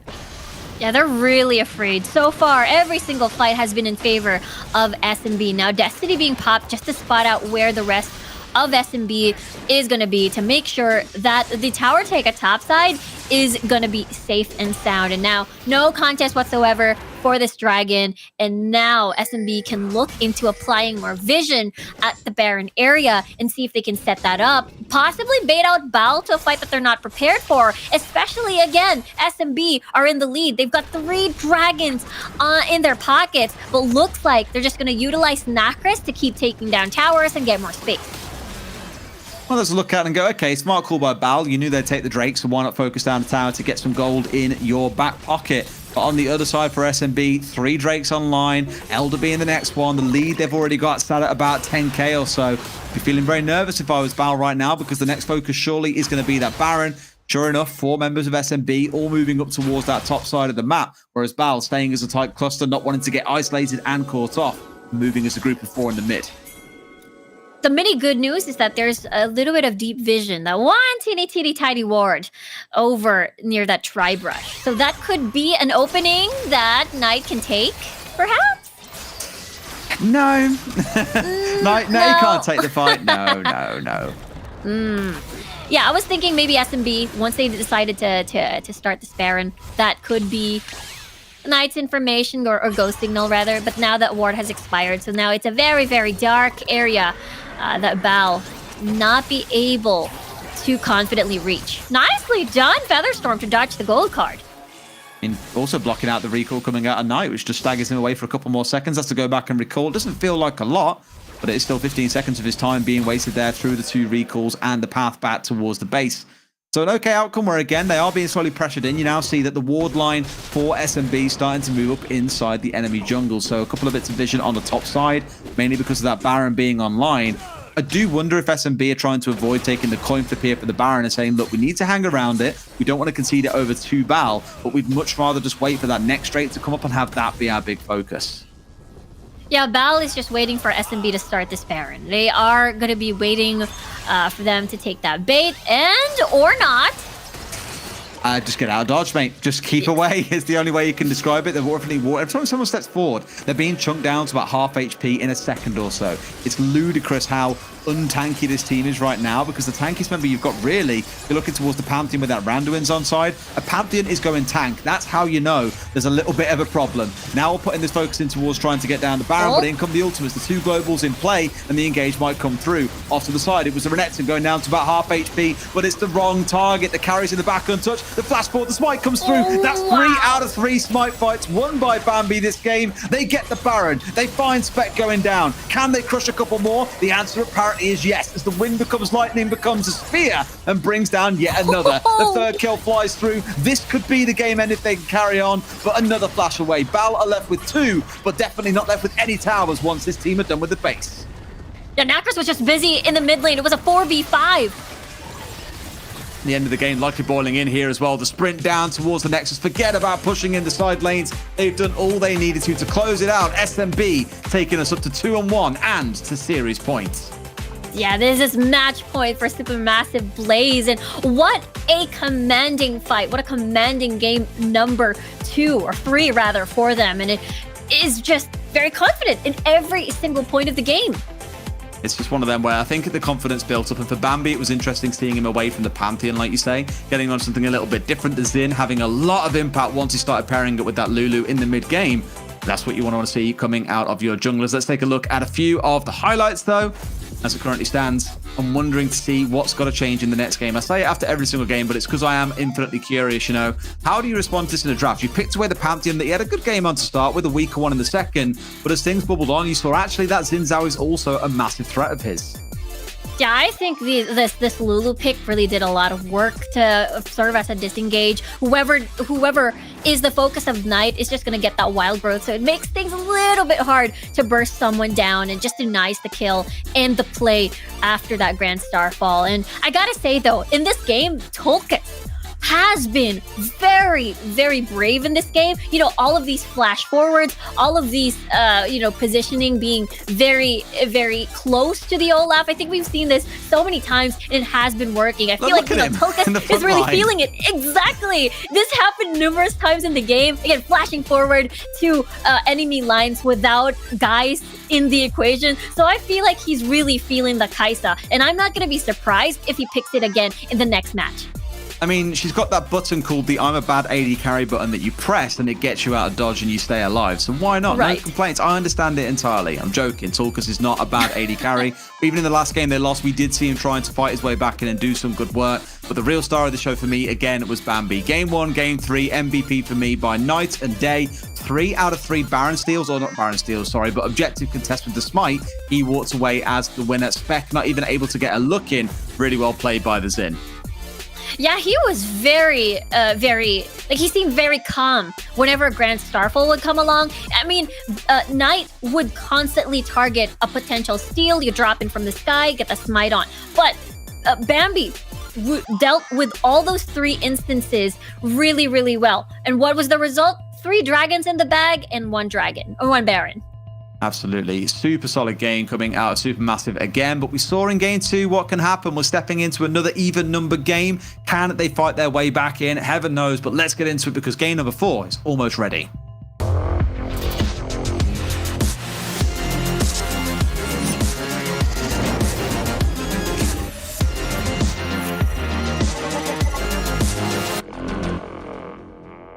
All right, Riku, game number 4 coming right up and at us. A little bit of difference needed in this game or Bal are done. SMB sat at 2-1, need just one more map. They will walk away as the victors of the August final, the lion's share of the prize pool. Unfortunately, of course, for them, no way of making it into the top 2 of this group to make it to the championship. But it's still a good accolade to say we were the best team in August. Yeah, exactly. Especially this has been a different top 2 from June and July as we take a look at Group B. So I'm excited to see what the picks are going to be because pressure is now on Bal. We'll see what surprise picks they're going to bring out because SMB is now on match point. Yeah, indeed. Bans did spice up a little bit in the prior game. What's up more in frame? Let me. You'll see me properly now. Akali, the first one to come away. We spoke about that. We spoke about the Ziggs. And sure enough, we're back to seeing that banned away, of course, by SMB. After making good use of it in the previous game. It wasn't exactly massively impactful from what we saw in terms of the individual big plays, but it's just that constant source of damage in the backline, pumping it out, right, Riku? Yeah, I feel like SMB just doesn't want the first pick Ziggs because it's just really hard if you want to pick something that likes to roam the side lanes and you can't exactly leave because the Ziggs can punish you with with fast turret takes. But looking at the Camille pick now, they don't want that on Specs' side. He had a phenomenal performance in game number 2, and now look at Bal. They're taking this Xin Zhao pick for themselves. So a Lulu pick could follow through, or even a Nash. Where do they go with this? The Ahri apparently is one of those picks. They take the Pantheon on this side now. They can afford to leave it for a while if they wanted to and prioritize something else, but no. That Pantheon is going to be locked in. Always slightly nervous about a Pantheon into a Xin because of the ultimate on side, the better dueling potential. Darius also locked in for Bal. Loving their draft so far. Yeah, this could be a repeat result of what we've seen in game number 2. Looking at the Darius pick being unleashed. Looking at Katse over here getting that Kaisa pick. And we talked about the awkward level 1s for Renekton. It's all about lonely kids surviving that level 1, getting into that level 3. I like this from SMB, pulling out the Lulu away from Bal there. That has been working out so well as a pair with the Xin Zhao. Of course, you want to get that Dominus plus Wild Growth combo as well. And to top Bal's composition, they're going for the Orianna, so big shockwaves, big shields for the Xin Zhao, or possibly for the Darius that will enable these resets for him. Yeah, I don't hate it. I don't hate it at all with how things are set up here. I like the Zanaya way of the Lulu, like you mentioned. Even with the Pantheon, it's still going to be a terrifying pick. When he's diving into the backline, of course, with that ultimate, everyone's knocked up around him and still be really, really impactful. However, from what I hear, our game is ready, so let's just get straight into it. Riku, game number 4. Last chance saloon coming through for Bal. Otherwise, Supermassive Blaze walk away as the August finalist winners.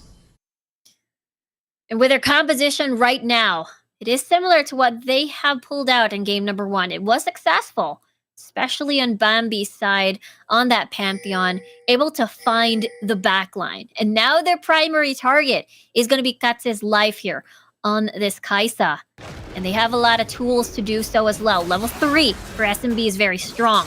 You land in the stun coming from Bambi, Nocris will follow up with a charm. So Rift Scuttler fights may ensue in the next few minutes.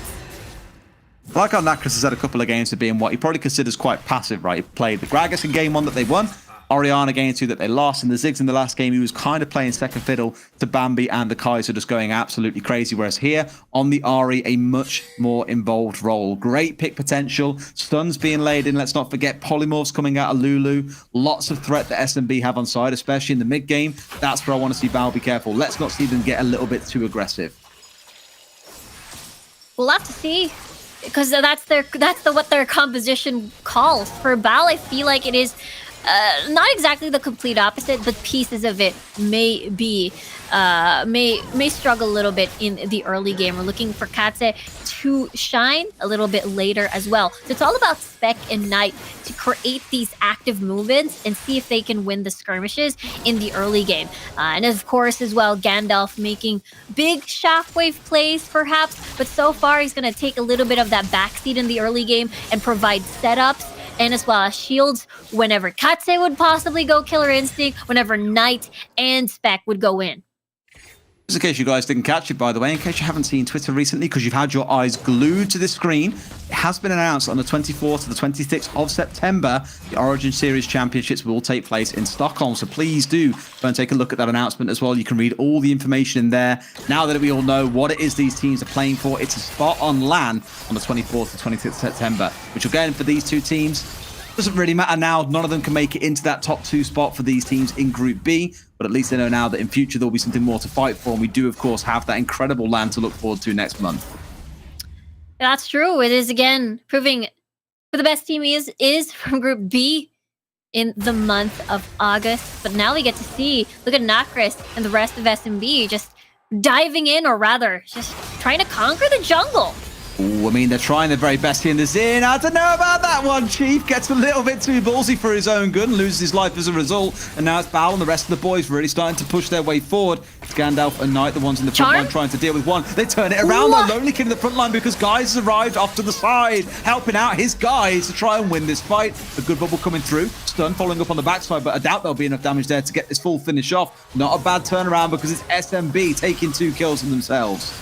Yeah, we talked about this. Big level 3, big level 5s as well, with the Spirit Rush being into the equation for additional damage, additional mobility to maneuver around the skirmishes that we just saw. Let's take a look at that again. With this blue buff, Knight and Gandalf were pretty much far away, and the shockwave, unfortunately, wasn't there. It unfortunately missed.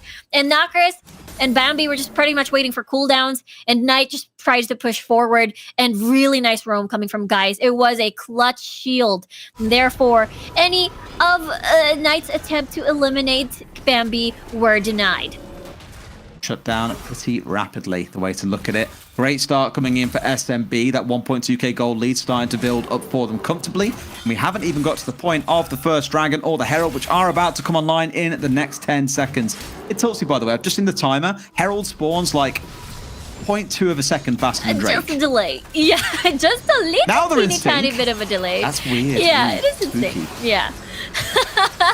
But SMB right now going to be starting this. Again, they had full control earlier, so it was pretty hard for Bal to try and contest this one. They're pretty far away. They're a little bit rattled from the previous fight they experienced deep into their jungle. But that means SMB can reset early and then contest for this Rift Herald. That is what a 2-in-1 kind of deal. And we'll see what Bal decides to do as we see Katse and Gariban already roaming top. All right. Look towards this Herald now. No doubt surprising that attention turns on up there. I love how once more, by the way, we're seeing the two carries left alone in the bot lane just saying, look, you guys farm up. Not really a problem. You got the Kai'Sa going back, who I imagine wants to, sorry, the Kai'Sa moving back up through the river, who wants to come and join the team up on the top side. The Xayah opted to go back. I have a feeling it'll be a little bit too late here, but they might arrive late. Smite's going to come through, stolen away by SMB, or I say stolen, they were the ones on top of it. Potentially the kill onto Spec coming through immediately after. There goes the Ahri zipping in, but straight away into the back line is Katse, isolated on his own inside the pit, but can he pick up the kills that he needs? It looks like they won't be able to. Tolkas the one trying to do some work, Featherstorm coming out, but can they convert this into more kills? It's a 4 versus 3. Katse the one doing work, and the Darius is in. Spin to win, baby. Finds one for himself. Bambi forced to flash away. A team fight win coming out for Bal, who even us out of 3 apiece.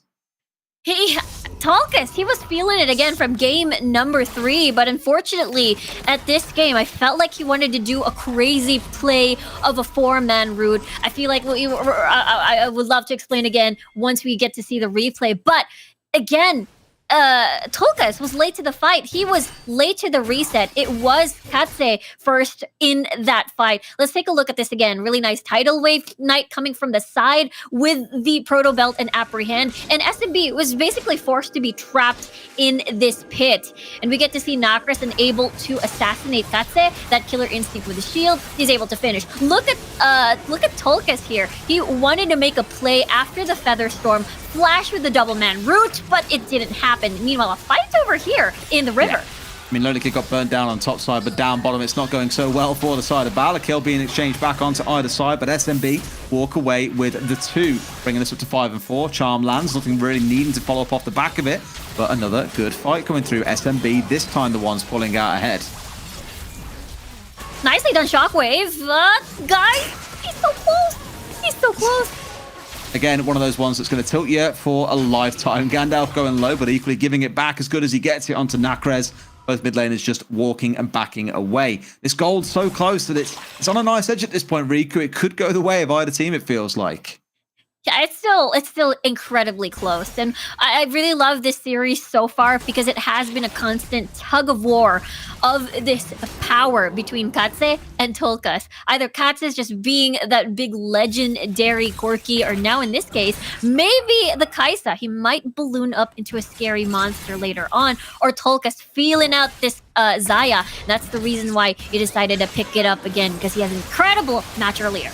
And there's the catch they want as well. Spec trying to do what he can to get away, but his Xin Zhao in this game, even with the support of the would-be, well, not so much Lulu in this case, it's more the Nami, sorry.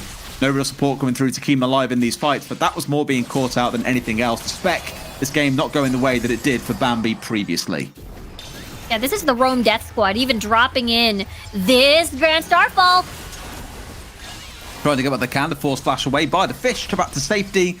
Staying in the water pond for now, at least not going to find himself drowning out in the cold air. It's the Herald on the bot side, though, that gets that tower down forward. The pressure being built up as Drake is about to spawn in 15 seconds.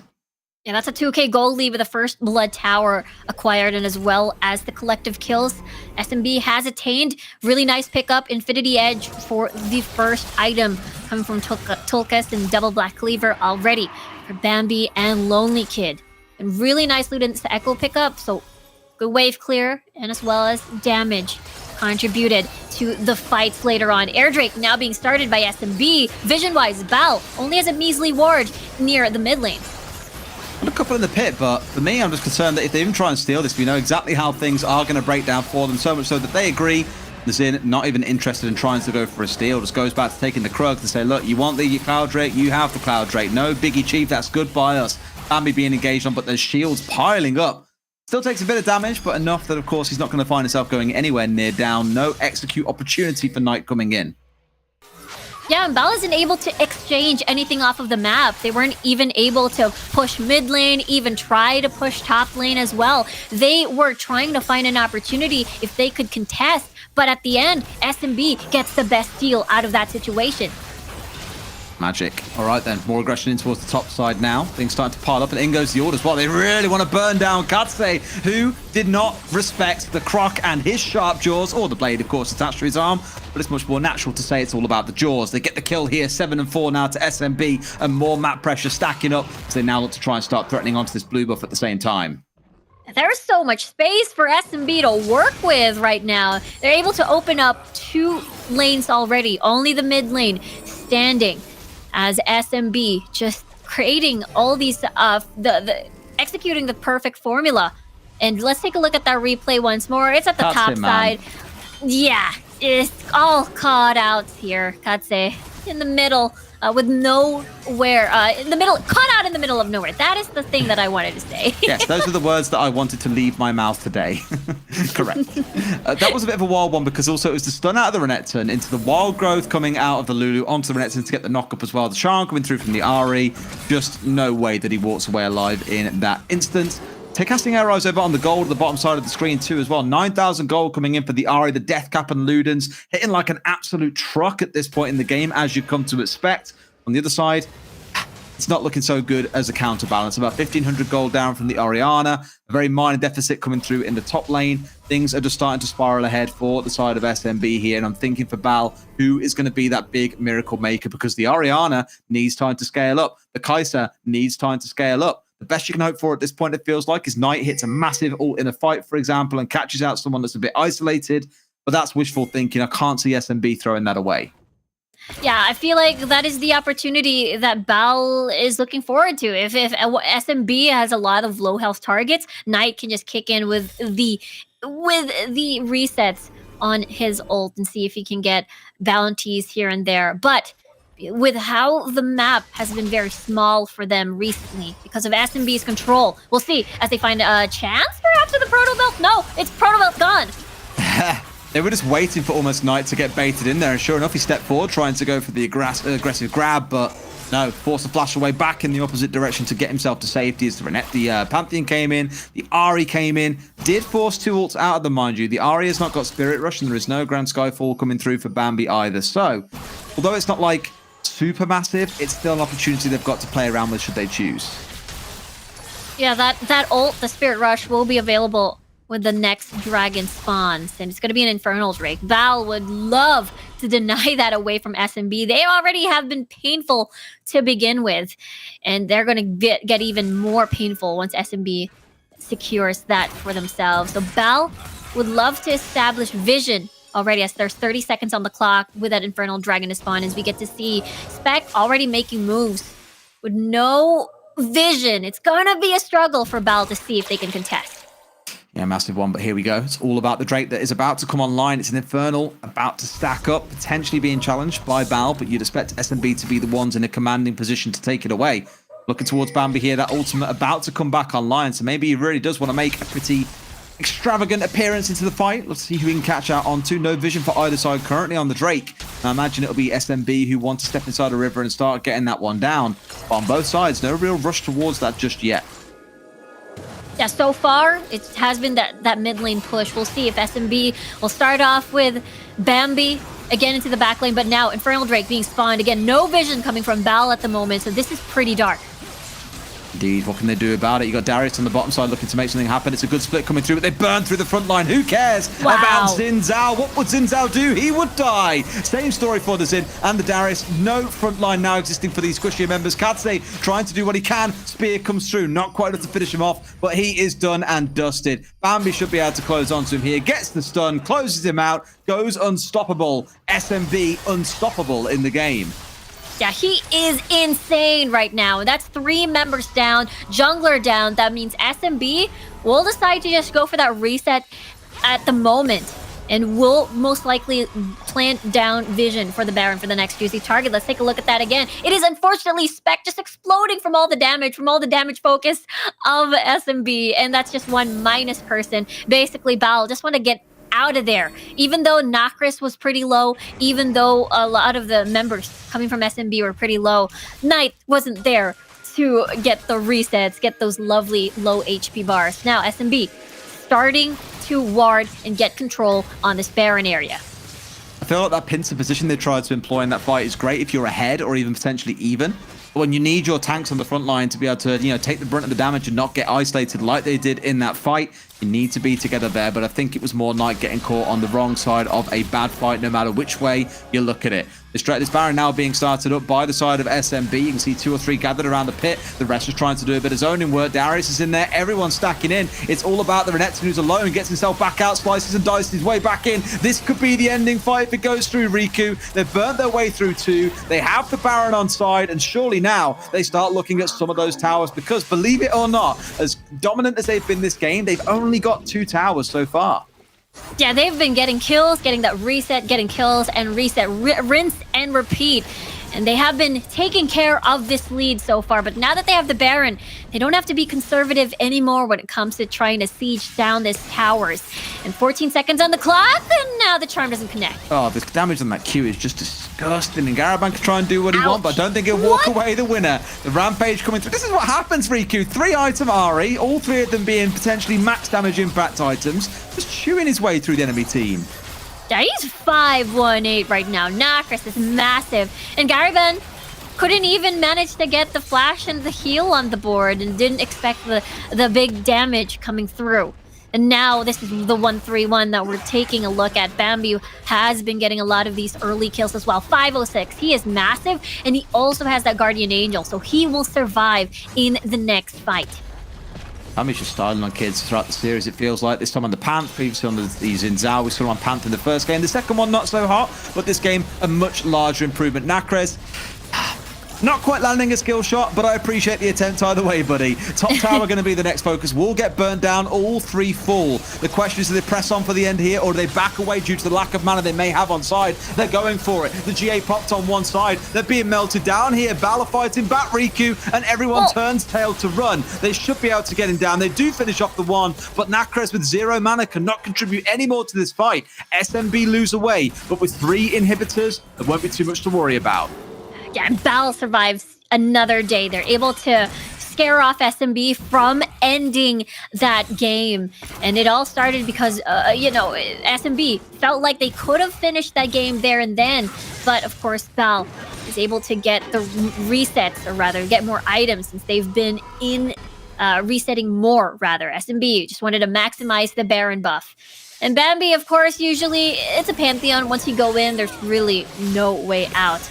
That's a good shutdown bounty going over to Spec over here that he will welcome. And now it is the Elder Drake that is going to be spawning soon. So Bal will have to see if they have space enough to contest this one. Because look, Lonely Kid is busy split pushing at top. May not be a bad shout then for SMB to go for it, unless he could try and push for the win, but there's no real minions on side. They've got wards down to make it happen, but here comes the ult from Bambi. Who can they burn through is the next big question. The Darius and the Pantheon on one side, but it's the Ari just tearing the team apart. This 15,000 gold Fox is doing absolute work. They've rinsed their way through Bal, and surely the only thing on their minds is going to be the Nexus, the series win, and the August finals win. Only 1 or 2 left to defend, and they can't do anything about this. The Croc steps up, as does Feather Girl. Down goes the Nexus. SMB win the August finals. And they finish off with a 3-1 fashion. Supermassive had an incredible journey, beating Unicorns of Love, Footballist on the way here, and now winning the August finals for Group B. They've done some real magic there, is the only real way that I can look at it. Whew, scary. Let's take a look back at some of the highlights as we talk a little bit more about this series, Riku, because again, for me, Bambi in 3 of these maps been absolutely huge, although we've also seen those performances coming in from Tolkas. We've seen Nakris stepping up as well. A brilliant series overall from SMB. Yeah, early game, it has been the battle of Bambi versus Spec, who's able to get these objectives down, secure them, unfazed whenever a star call, a grand starfall would happen. And it has been really lovely to watch so far. And of course, at the later stages of the game, it has been what? Tolkas versus Katse. There was a game where Katse was just really doing a lot of work as the Kaisa or the Corki. And it is one of those things where you got Nacris involved now in the equation. Not going to be utility, not going to be the Gragas, not going to be, again, that tank, that Oriana. But this time around, just as you mentioned, Dezichu, someone who's more involved, like the Ari, to open up these opportunities with the charm and the combo with the stuns coming from Bambi. It's one of those you look at and just think a couple of close moments for Bal as the games went by. That second game much better, admittedly on the back of Katse for much of it. The rest of the team, it didn't feel like super impactful. And, we were constantly praising members of SMB. Guys, one player that I do really want to shout out. It's not often you get to shout out support players, but his Nami play was almost impeccable, even in the game that they were losing in game number 2. Outside of that, it was all about the face roll coming in from the various members on SMB to make this a real team effort to get over the finish line. Definitely an unexpected winner when we came into the start of this competition, but enough clearly to make this one work. Yeah, exactly. It looked a little bit dicey at first because, again, Katse was able to get early kills in this game, but it doesn't change the fact that Bambi with Nacris and the roams coming from Guys, most importantly, was able to open up these opportunities for them to snowball, get Nacris on the board, get Bambi on the board. And after that, it was basically Val having a difficult time with no answer whatsoever on how they can deal with the Ari and the Bambi. And Ari and the Bambi, or rather, and the Pantheon as well.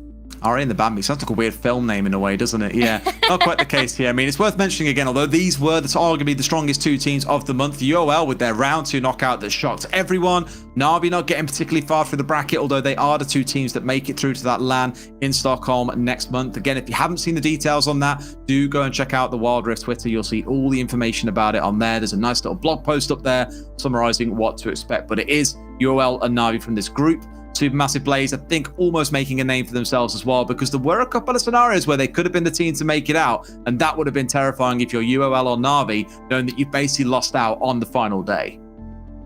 Yeah, exactly. Their journey for this August has shown how much they have improved as a team, and it's really, really beautiful to watch. Again, I think Group B has been, again, I say it again, it has been very sporadic because you see June and July, you got Unicorns of Love winning that June and July, but at the same time, the 2nd, 3rd, and 4th placers were pretty much different teams across those 2 months, and now we have a different champion coming in. It is Supermassive Blaze, and it's really, really nice to see their journey as well as their improvements as a team. I'd be really excited to see if they do come out for the next Origin series. That would be amazing to see them come up there and challenge the big names, because I think everyone else came into this group at the very start of the Origin series saying, realistically, you're going to see UOL, you're going to see Na'Vi making it out, and there are no other competitors really in this. But I'm glad that we've seen that coming through from a team, so hopefully next time around, things continue with the excitement. We do have an interview coming up in just a moment as well with a member of Supermassive Blaze. I believe the top laner in Lonely Kid is going to join us, so we'll look out for that in just a couple of moments. But any closing thoughts you've got on Group B from what we've seen from them today, over this week so far, and potentially even leaning as far back as, say, June and July? Well, for me, I really love how it is still the rise of the Xin Zhao. I feel like the theme from last month was Xin Zhao flexing from top and then as well as in the jungle. But this time, it has been the Pantheon versus the Xin Zhao, and it was able to get the early lead. It is able to get that snowball to, propel the side lanes and as well as your mid laner, depending as what we saw with Nacris there as that Ari. So I really love how, Xin Zhao Pantheon are very popular in this region. Awesome. Well, we've got Lonely Kid here for an interview, so let's pull him in now to have a quick chat. Hello there, Mr. Lonely Kid. Wonderful game coming out from you guys. Congratulations on the victory. What does it mean to you guys to win the August finals? I assume you can hear us. Maybe not. I'm guessing you can't hear us. Unfortunate. Can you hear us, Lonely Kid? I'm guessing he can't. We tried this yesterday. It didn't work out. Group B just really don't want to talk to us lately. It's a really weird one. Brings a tear to my eyes. Quite sad. I'll tell you what, I'll go wipe my tears away. Wonderful games that we've just had in Group B. Group A is coming up next. Stick around and we'll see you guys soon.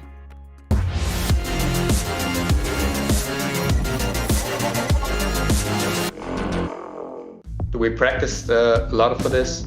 We put our life into this. We spent this entire month grinding, and there's nothing that can stop us. Oh, the chain, the kick straight into the back line. Ibou's down to half HP without doing so much as using an ability. Ult from the Gragas comes through, but at this point, it's too late. We need to play as we practice. Like when you practice something and you do it every single day, and you try to win every single day, and you play well in practice and sprint, I think it goes a lot better when you try to replicate that in stage and not try to be nervous or not try to make it as a special situation, basically. For once, it's going to be an ace coming through for Keizo, and they could even look for the game end here. They've got the mid lane wave at Scoundrel. No Team No Talent has been the rival to beat, and we have some stuff to prepare against them. They're a really, really good team, and it's really hard to beat them. But I think as we are playing right now, we can beat anyone. They're probably out for revenge against us, but we'll be the guys that sour that drink. We won't let them get their revenge, so I'm looking forward to winning the finals as well. Get so proud.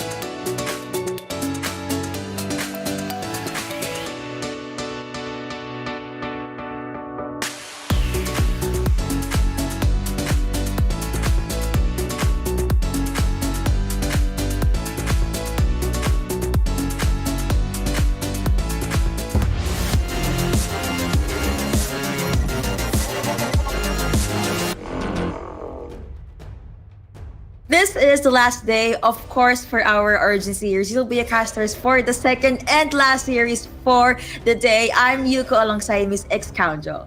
Hi, Yuko. Nice to see you again. Really excited to get into this final series. It is an old favorite of the European scene. X-Tribe EU, now NTNT, versus going up against Team Keizo. I think, unarguably, these are the two best teams that we have in our region right now. Team Keizo just definitely winning out a kind of edge over Game Lord, especially yesterday, which is very important, I think, just in terms of their confidence in the European scene. But NTNT, I think, undoubtedly right now are the team to beat.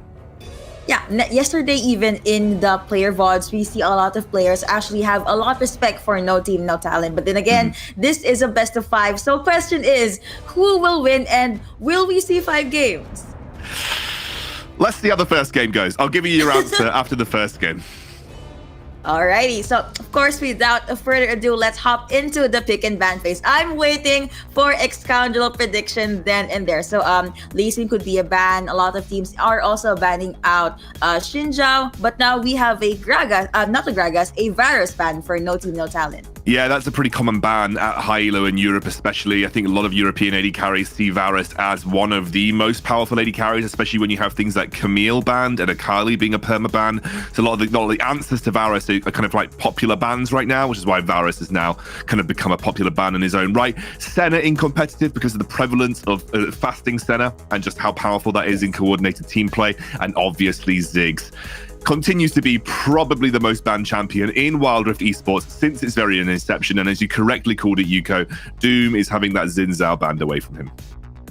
So like the usual top picks will not be available, but that leaves Corki, Gragas, Camille open. No team, no talent. They want to have their hands on this Corki. Could be in the mid lane, could be in the jungle lane, and right on cue, Camille for Team Queso. Team Queso, look, there is a common kind of like talking point about Team Queso in high-elo in Europe right now, and it's that they play the same drafts every single game. I can tell you what their mid lane is going to be already. Is going to be Ahri, and that sort of top lane trio of Camille, Kha'Zix, Ahri is a very, very, very common pickup for Team Queso. It worked for them yesterday versus Game Lord. They're obviously coming in to NTNT with the same mindset. These are basically what I would consider the one-trick champions of Acolyte, Andre, and Ruiz, and I think they're very happy to lock that in. Memorized played the most Rakan out of any support that he has played in competitive, so that's no surprise there. With Xayah not on the table, I mean, I would be thinking Xayah. This would be the classic Team Queso draft if this was Xayah, and obviously with Rakan you'd expect that. But that is Doom's Riven jungle. I think this is Doom's Riven jungle here, which is going to be very interesting. Of course. And Excoundle is from the future. He perfectly called the draft for Team Queso. You know, he did say, the data do not lie. It will be an AD solution for their side. So that is going to be the pick and bans for game number 1. I know you guys are excited. So let's scooch over to game number 1. Oh, it is Riven Jungle, Yuko. I have not seen this much in competitive, but I know, having played with Doom in solo queue, this is something that he really does like to play. What I think is going to work here for NT versus Team Queso that didn't really work for Game Lord previously was the fact that I don't really think that Random was able to take advantage of this Fiora Camille matchup the way that you should be able to. I really feel like Leon, who is an absolute Fiora mentalist, like he's so good at Fiora, I think he'll be able to exploit this matchup a little bit more heavily. In this Snitch, he's just playing a very safe mid laner, can't get easily caught out by the Ahri. You always have that backup of the Valkyrie to keep you out of those rough situations. So I think right now in every lane, NTNT are pretty set versus the comfort that Team Queso have brought to the table. That I would have to agree with. As you can see, they just really read the draft like a book. And now it is going to be the standard start for NTNT. You mentioned this with your cast with Days 2. Leon, arguably one of the best Baron laners, if not the best here in Europe. So let's see how well will he be able to play this Fiora. It's an easier matchup against the Camille for a couple of reasons. You outrange her with your lunge. In fact, Fiora outranges pretty much everybody with her lunge. And secondly, when she uses her Hextech ultimatum, you can actually just riposte it. So you completely negate her ultimate with just your second ability, which is pretty ridiculous. And so it's a very easy way to actually deal with Fiora in the side lane matchup. Plus, Fiora scales just as hard as Camille does in that side lane matchup, and so the 1v1 always stays in favor of Fiora. Some folks here and there coming through from Lucian and Rakan. Rakan did use the Grand Entrance earlier, but no actual commitments from NTNT just yet. Kha'Zix is nowhere near the Dragon Lane as well, but looking at the top part, Doom will just be able to get his buff. And consistently, ever since we hopped into game number 1, Leon has been just harassing Acolyte on this Camille with the reasons that Excoundler already told us. Now, looking into the mid lane, Snitch is going to be A-OK as well. No actual invades, no jungle takedowns, just the usual early game, focus on farming, and maybe pick a fight once the dragon is up. Yeah, I'm kind of thinking about, obviously, when you have a bot lane Ezreal, you don't really want to fight until Ezreal's found that first back. And so obviously they're going to be a little bit quiet until Ezreal gets the chance to back and pick up his first item, or at least just even the Sheen, as that gives him a bit more trading power, a bit more, I guess, aggression in some of these matchups. You can see here, this is what you're expected to do in this matchup, by the way, between Fiora and Camille. Just dive in, using that Grasp of the Undying to get constant procs with your lunge. You can see that Andre has come. And the reason Andre is here is to try and unfreeze the wave, but they're going in. That is going to be Doom on the front line. That is the stuns connecting, and you have the Hex Ultimate being popped in there. Doom jumping in, but was not able to reach Andre. Now, right after that hook shot, Team Queso will just be able to disengage, get away. But Doom, he wants more blood. Will he cancel the recall? No, he will not. Instead, he has his eyes fixed on Andre. First blood going over to No Team, No Talent, and that is going to be Doom. Will you be able to survive? That is going to be a no. Rakan using the charm just to secure that kill. Yeah, but they're going to go for a dive here on Ibu, and I think Friend will pick him off with the True Shot Barrage. And that is an easy punish on a roam from the support there. So a net positive for NTNT. I have questions. Why Andre decided to stay around, I guess he was potentially trying to guard against that tower dive against Acolyte, but he just ended up giving up his life to allow Acolyte to back. But I think they could have easily both backed off quickly there. Doom was kind of slow to commit to that kind of play.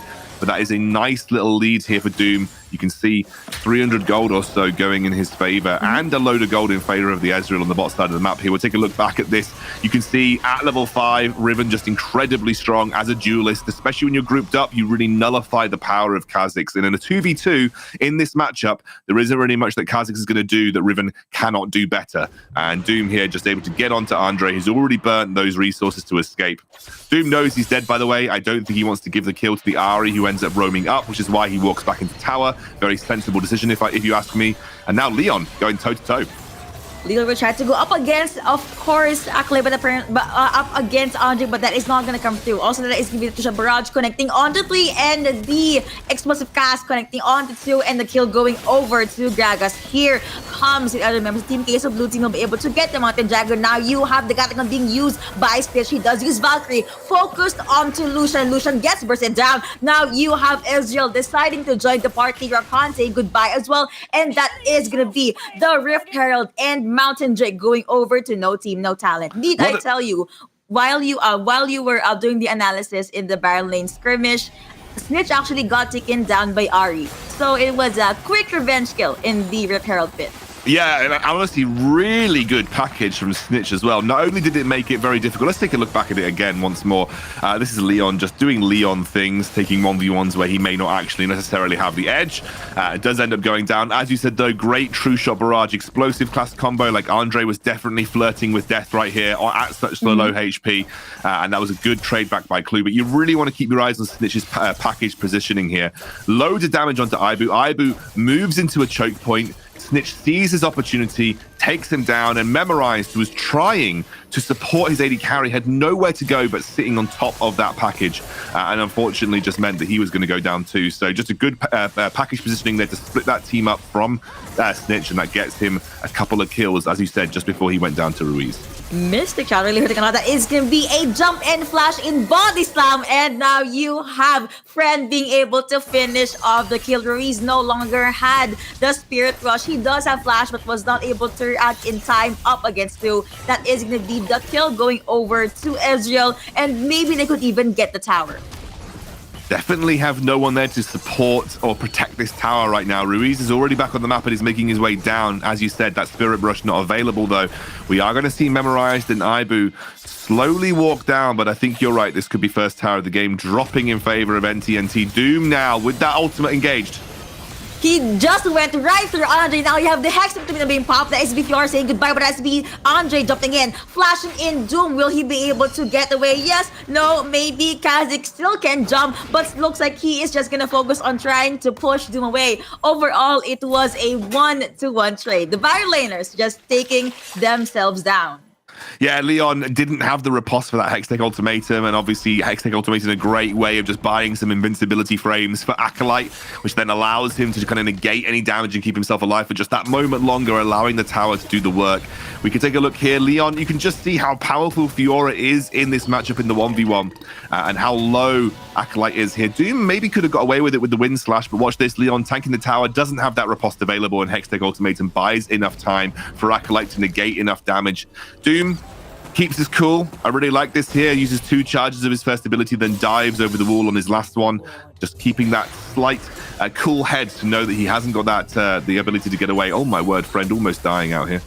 That was so close. At the very least, Ezreal was able to pop the barrier at the perfect time. Now Andre being able to give that is going to be the protocol coming through. Charms, Orb, but they don't care. That is still going to be the kill going over to No Team, No Talent. They could hunt for more. Snitch is there at the sides, but no, they will not try to press their luck. They are just going to rotate over to the mid lane.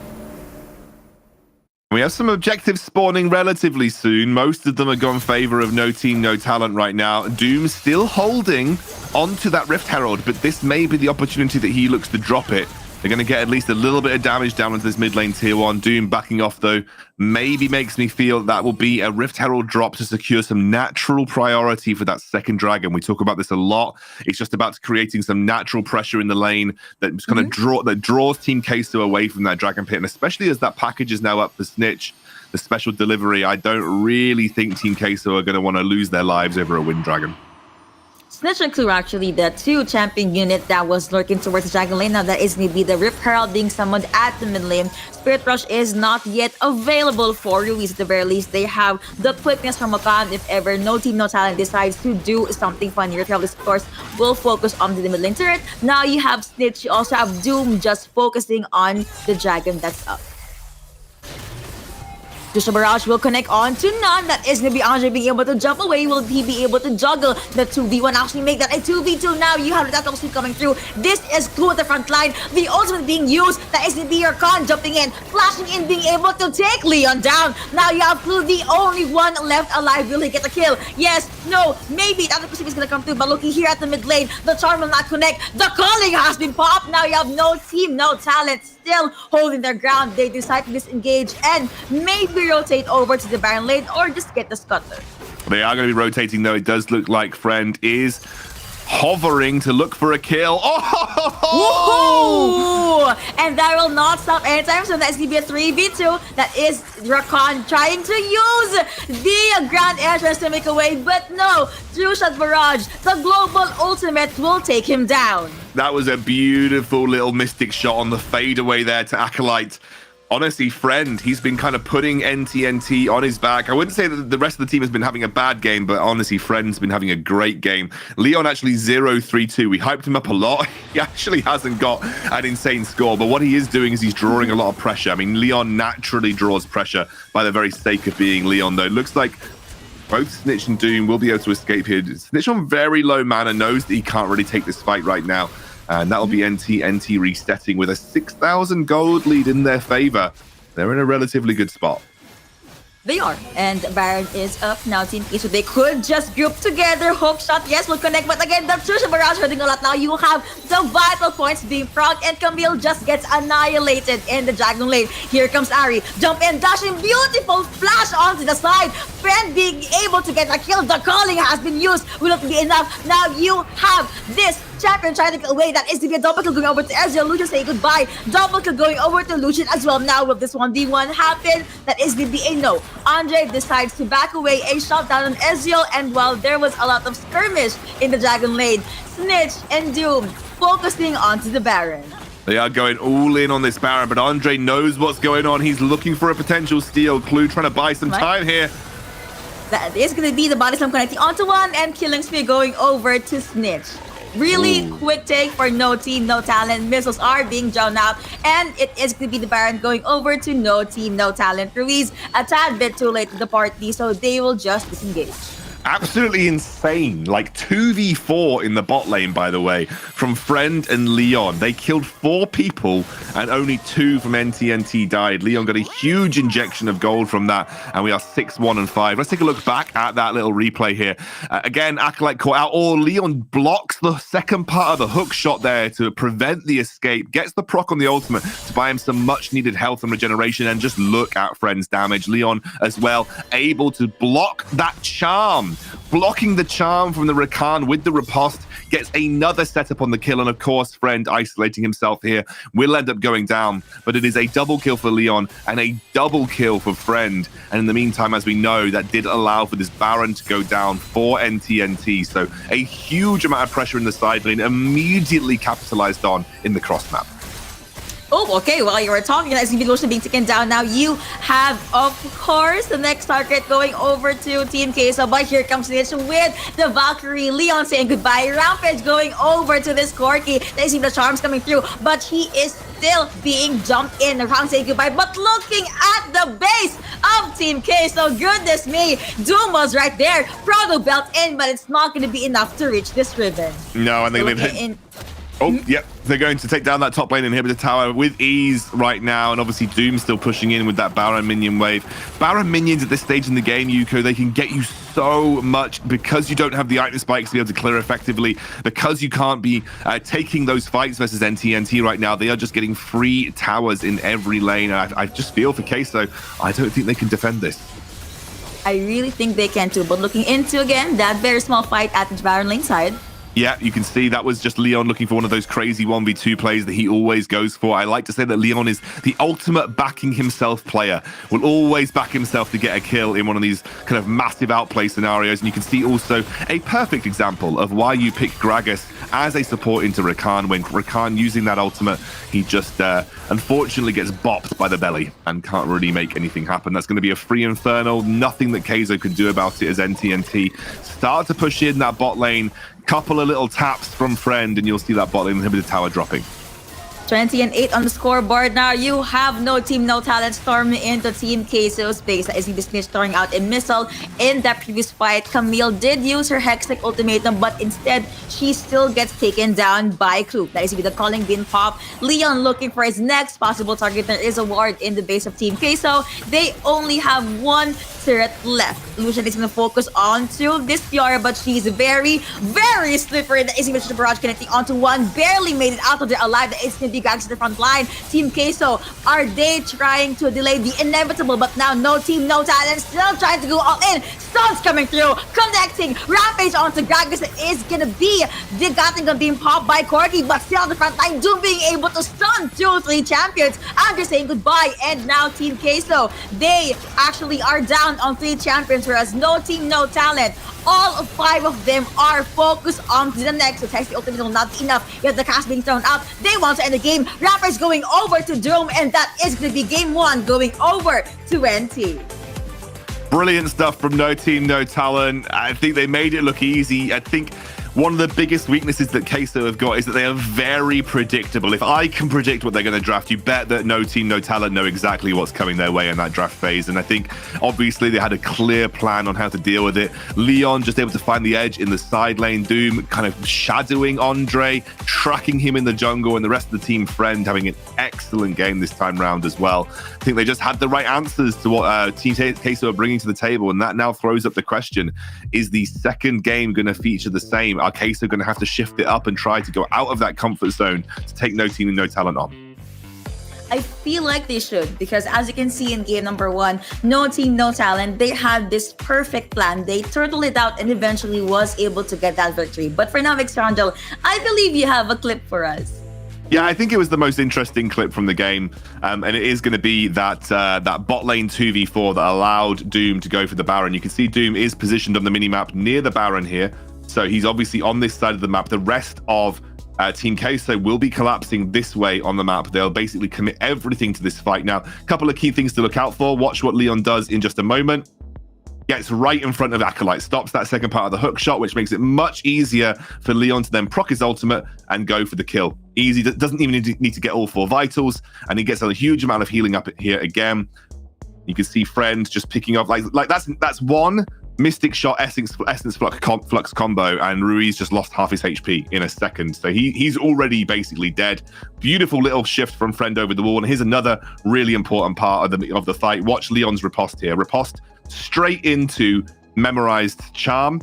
So Charm has come through and Memorize, but he's going to go straight into the riposte, which stuns Memorize up, as you can see, takes him down easily, and then Ibu makes himself a target for Friend to go in. And yes, okay, we see Andre get the kill at the end of the day, but the most important part is what's going on over here. Both Snitch and Doom are currently taking the Baron, and that is essentially a really nice piece of micro play where there were lots of little individual outplays that went in the favor of NTNT, but also, you know, that macro element to it as well. That's the classic. That is what split pushing is supposed to achieve. You split push, you draw attention to you, your team does something else. But NTNT took it to the extreme where they had 2 members of their team doing the Baron and 3 members of their team doing the split pushing. But at the end of the day, that was a nice example of what you expect to see from a classic split push strategy. To think that was a 2v3, even though the both of them died, I think it was a little win for NTNT. And on top of that, again, that was the Baron being secured, even though Ruiz and even Andre tried to take a peek into the Baron to maybe try and go with the steal. It definitely was not enough. But yeah, win conditions being checked by No Team, No Talent. Really curious to see what is going to happen in game number 2. But I do think Team Kaizo, maybe they could or they should just try something new, because we do not want another.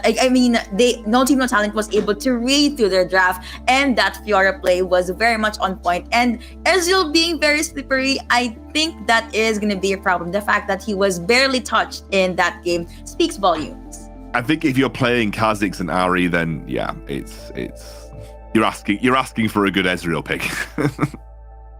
That is true. But yeah, now we are just waiting for the players. To all of the fans out there, do not worry. We are ready for game number 2.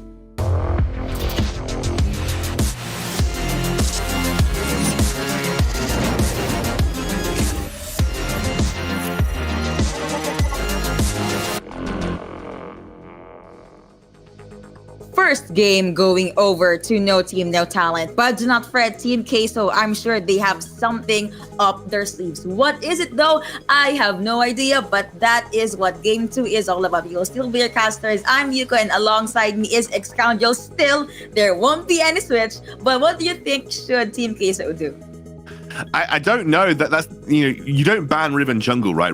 I wouldn't say that Riven is a particularly strong pick. I think for Team Queso, you need to ask yourself the question whether you think that you can get wins versus a team like NTNT with your comfort. And if you have to honestly ask yourself the question, maybe you test it out for a second game and just see how it goes.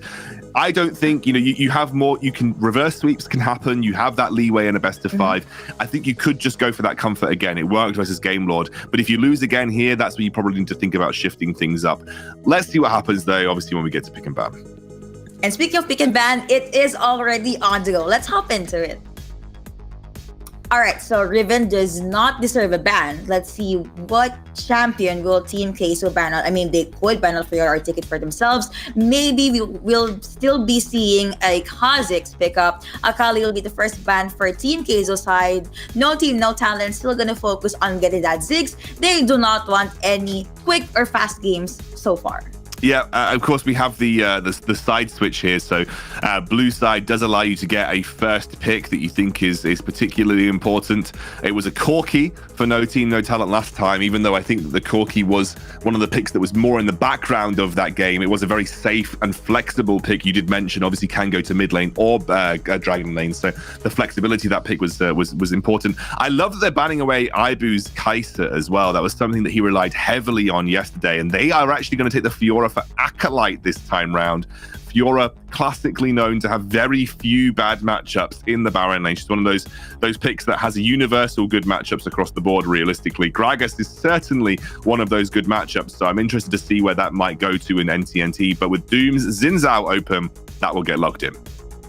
Well, Gragas and Xin Zhao, now you have 2 disengagers for No Team, No Talent. Team Queso, if they try to build a full-on 5v5, they may struggle. Camille being picked up, and now Team Queso will also pick up the Ezreal. Let's see if we're going to be seeing a Rakan, or are we going to be seeing something more different? Maybe a Seraphine, Braum, the usual. But No Team, No Talent picking up this Sona and Seraphine. Yes, it's something that worked really well for them on the first day that we were casting, and it is I think they locked it in because they saw the Ezreal. They know that Ezreal does not have a lot of lane pressure before his first back, so Ezreal usually starts off with a mana crystal, which makes him one of the weaker early game trading AD carries, and they are saying, fine, if we can get to level 5 without being threatened in lane, we're playing Sona Seraphine 100%, and it'll be Leon's Lee Sin locked in. I actually think Lee Sin is the best possible matchup into Fiora, and it's only because Leon is one of the very few Baron laners in Europe that plays this effectively. So I think it's one of those pocket picks that he has into that Fiora matchup that works well.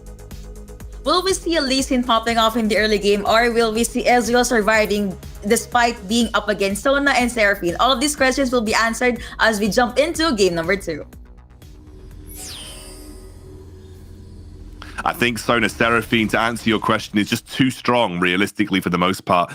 It is a ridiculous bot lane duo combo that honestly scales up incredibly well. And provides so much teamfight presence as well with the rest of this comp. You can see potential late invade here from Doom and Leon, but they aren't going to push much further onto Acolyte. They're going to peel back and go for their own red.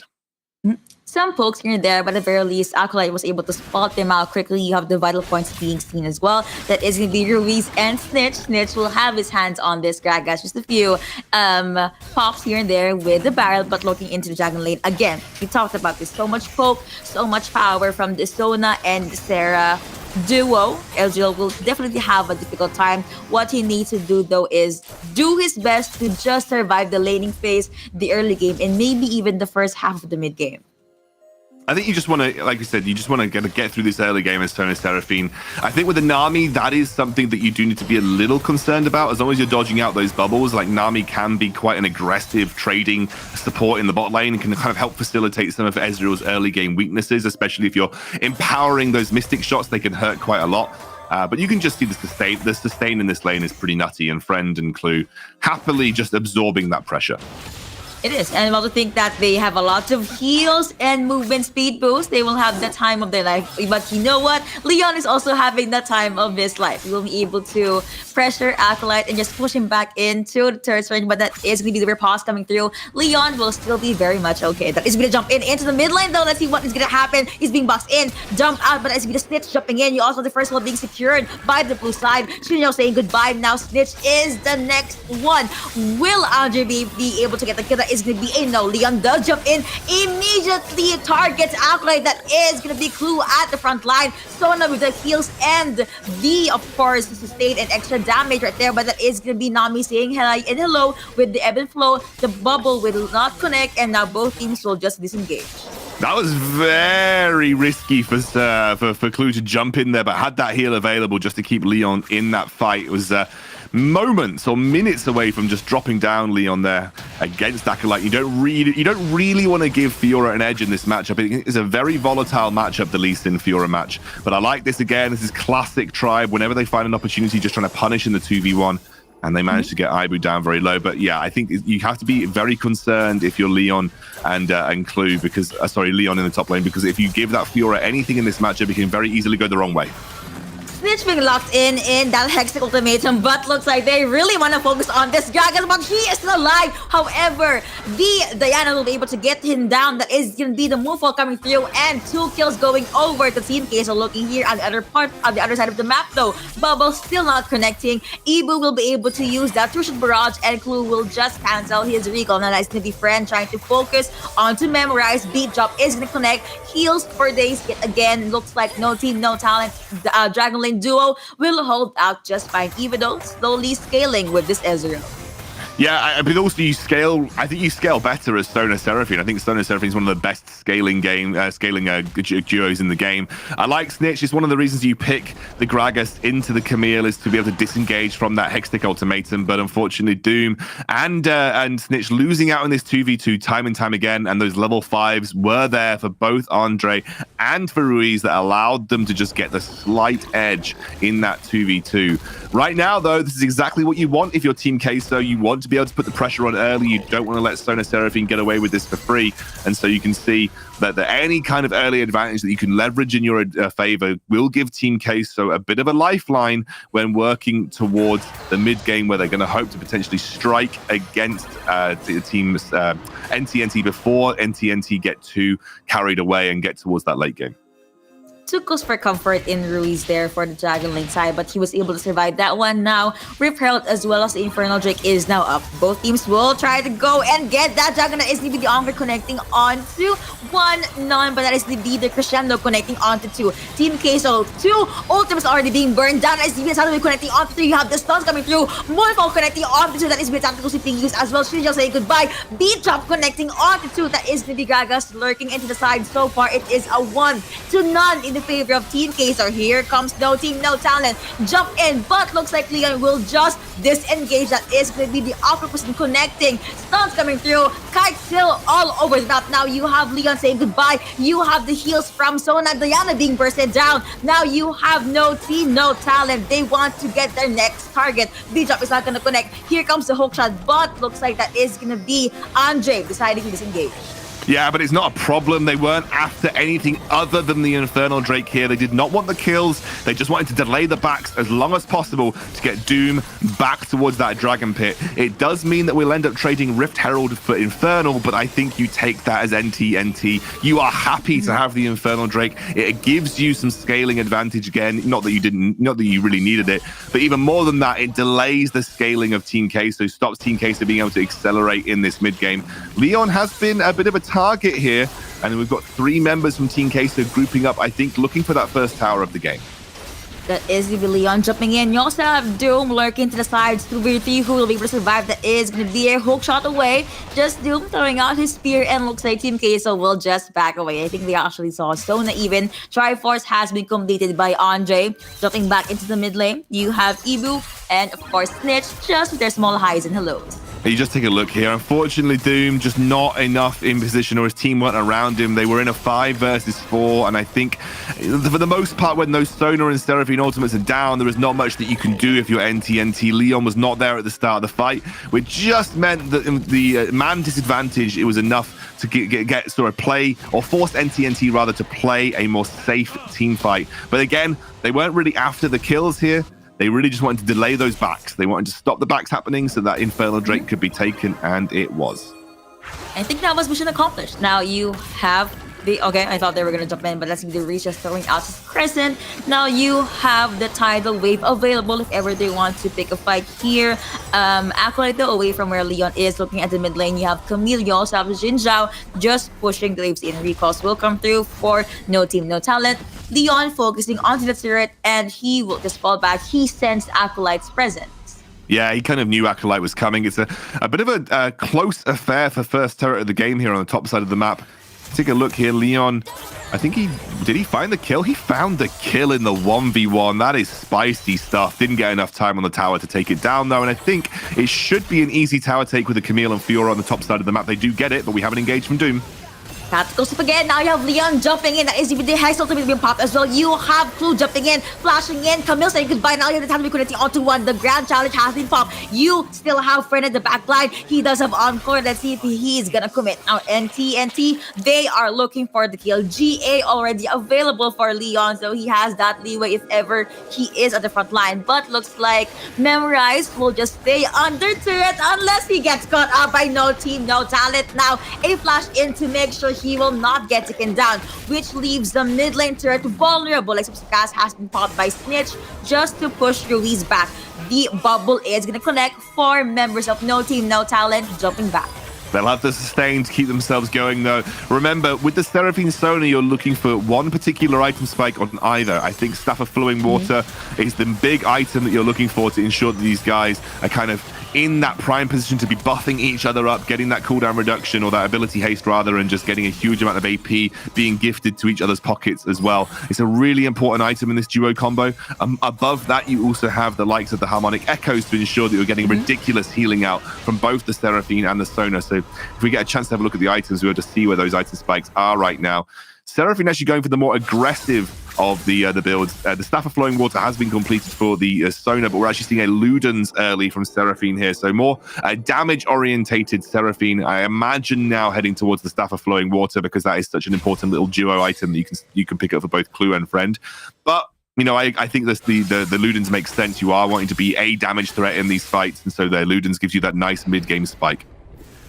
Of course, Snitch and Leon will be the damage dealers early into the game. That is going to be a jump in, but you have Acolyte making that repost. Apparently was able to survive. Now you have Snitch. Stuns are going to come through, and Acolyte will just hook shot his way away. Mr. Shot has been sent out. Now, No Team, No Talent. Will they try to get the pick up? Looks like that is going to be Indo. Instead, that is going to be Ruiz being targeted by teleports are going to come through. Snitch in the back line. He has the cast. Let's see what is going to happen. That's how you have the ultimate coming through from Ezreal. Has the ultimatum as well as the Anchor being used as well, but looks like No Team, No Talent being able to annihilate few members here and there. The end of the first one actually gets taken down. Xin Zhao saying goodbye as well. Now you have Sona saying goodbye. And SCBF 1v3 rather. Snitch trying to get away. The barrel has been casted. Leon at the back lines. He can actually get one here. He does use Chrono Belt to jump in. Now Evu being able to take Snitch down. Will Leon get the revenge? Well, that is going to be a yes. Killing spree going over to Leon. Still has GA. Now you have Friend at the front line. Vitals has been popped, but Team Queso deciding to just disengage. Unfortunately, it was the positioning of the fight there that went in favor of Team Queso. NTNT were not in that correct setup. You really want the Seraphine Sona stacked on top of each other. Leon feels pretty hyphy with that GA to get into the fight, though, and you have the rest of NTNT making their way over. no crescendo. Blue team will be able to get Ocean Drake. That SDB Doom jumping in. Memorize, forced to flash away. Tidal Wave has been popped as well. Clue jumps in, flashes in. Will they be able to get the kill? That SDB a no. Tusha Barrage has been sent out as well. But Leon and Friend will be a-okay. No team, no talent. Looks like they could have their eyes on this Baron, right? Maybe they could just pick a fight first. Rip Herald is still pretty much up into the Baron lane, making its way into the second outer turret for no team, no talent. Yeah, that's been there a while. He's just been chilling, hitting those minion waves. That was popped probably about a minute before that Dragon fight even kicked off. I think you have to be very careful when you're NT with this comp. When you have Sona Seraphine, you need them to be like this pretty much at all time. Like Seraphine Sona needs to be attached at the waist with some kind of like rubber band to ensure that they are constantly stacking those shields and heals on top of each other and the rest of the team.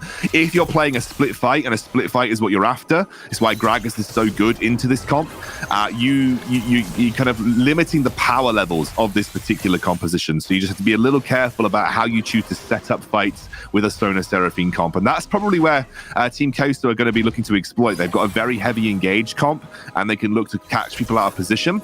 So if they ever see a point where NT are out of position, or the Sona or the Seraphine are isolated, they will look to pounce and make that fight happen as quickly as possible.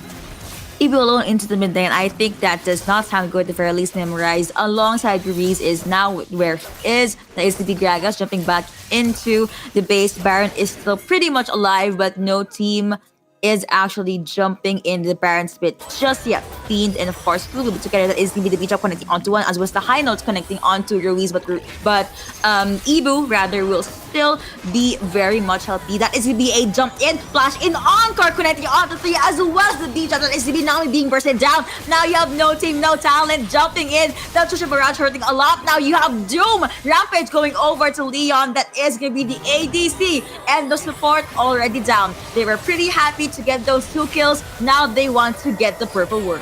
And they have a really insane comp for this as well. With the Sona Seraphine, you negate a lot of that. We have the engage coming through though. Snitch with that body slam connecting onto the grand challenge has been popped, but will it be enough? That is going to be the kill going over to Fiora, but Leon still pretty much alive. Seraphine saying goodbye. Camille being taken down by the Seraphine as well. That is going to Doom jumping in, being there with the probes, with his spears, but that is going to be, goodness me, Acolyte trying to get away. Now you have Clue, he doesn't have Crescendo, he does have Flash though. Doom focusing onto Acolyte, the repost being used. Now you have the Mr. Shock right there. Leon jumping in, will he get the kill? That is going to be a no. Now they're going to stay under turret. Mystic Shot is not going to connect, and looks like that is going to be an overall win for the side of no team, no talent. Leon still not jumping back, but now Team Queso will be able to get the first outer mid lane turret. Yeah, they're going to take that down with ease. And the only problem that I think NT really had there was that Clue was out of mana.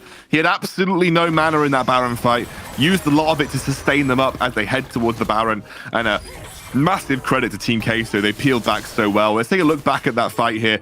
It was an awkward engage from Snitch, but the follow-up was so nice. You said, like, chain CC on top of chain CC. They took out 2 members very quickly here. It was a really lovely kick from Leon to isolate out Ibu, and it was a bot lane advantage overall. Problem was, if you look, Clue has 0 mana here. He's doing absolutely nothing in this fight. He cast 1 ability all fight because of how little mana that he actually had. And in the meantime, because the Camille was able to take out the Seraphine and split this fight up, unfortunately, the rest of that front line just not strong enough to effectively duel against a Fiora. Fiora shines in these smaller engages, and that's where Team Queso had the edge, and NT had to back off. Leon is looking to the side. That is going to be the tactical sweep, but that is going to be Andre forced to use whole shot to jump away. Tidal Wave and the Tusha Barrage already being used. Now, that is the engage coming in from Snitch. That is with the body slam connecting onto one. Beautiful engage though from the side of no team, no talent. Diana saying goodbye even though he jumped in. That is going to be Doom on the front line. Nami B becoming Sushi. Now, no team, no talent. Snitch being able to get the double kill. Fiora saying goodbye.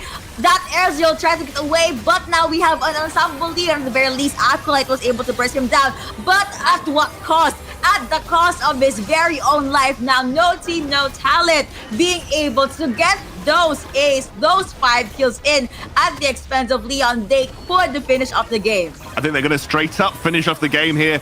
Way too many death timers to work with for Team Queso. And I think that's one of the problems. This composition from Team NT is a ticking time bomb. If you do not beat it, it will beat you. And that is the core essence of the NT roster.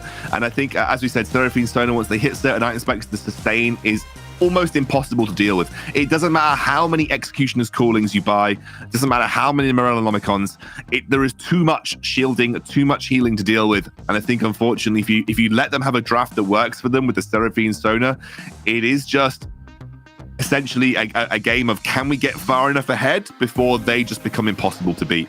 And unfortunately, that was not the case here for Team Queso, despite having a really strong early game.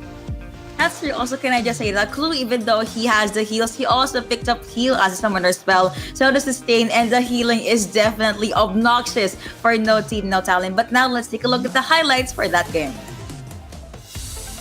Yeah, there was some really good early moments from Team Queso, actually winning out in the little 2v2 here. Obviously, Snitch was able to pick off one back, but right now it was Doom who had an uncharacteristically hard early game. Team Queso put a lot of pressure on Doom, who went for a lot of ganks with Snitch. Leon as well getting caught out a little bit, although I would say Leon had an absolutely fantastic game on his Lee Sin. Like I said, he's one of the few Baron laners that can actually play this in Europe, and it really shows how flexible and what that kind of gives to the team. This is another situation. Watch, this is a split fight here. They were able to take out the backline with relative ease. They managed to keep two members isolated in the back. Unfortunately, Seraphine Stoner at this stage not able to deal with a Camille by themselves. In fact, realistically, Seraphine Stoner not really supposed to be left in those situations. You kind of have to play around the shielding and the healing. And this is that good early game that we saw from Team Queso. Leon, though, was the shining light. Anytime that there was a rough situation for NTNT, Leon was able to draw something back for the team here, picking off the Ezreal whilst maintaining his GA. Really nice little element. Another good option where, the Seraphine Stoner is split off from the fight, and look at the front line. They can't deal the same kind of impact in the team fight when not having that Seraphine Stoner to back them up. And that is something that if you're ever playing into a Seraphine Stoner, you have to consider of a way to deal with them. It is just that ability to separate Stoner and Seraphine away from the rest of the team, because the shielding, the sustain, and the heals is what makes this composition OP. And if you can break that away from the main body of the team, that's where it's going to be in your advantage. And right now, this was that last team fight. This is where you really started to see the power of Seraphine Stoner just slowly making their way forward, slowly advancing forward. And then watch this, Stoner and Seraphine on the back line, chaining CC together. Low HP bars, but it won't be for long, because Stoner should be able to get them back up and healed, as you can see here. Seraphine as well gets a huge amount of healing off with that empowered second ability. And this is allowing them to get themselves healthy again and to be able to end the game.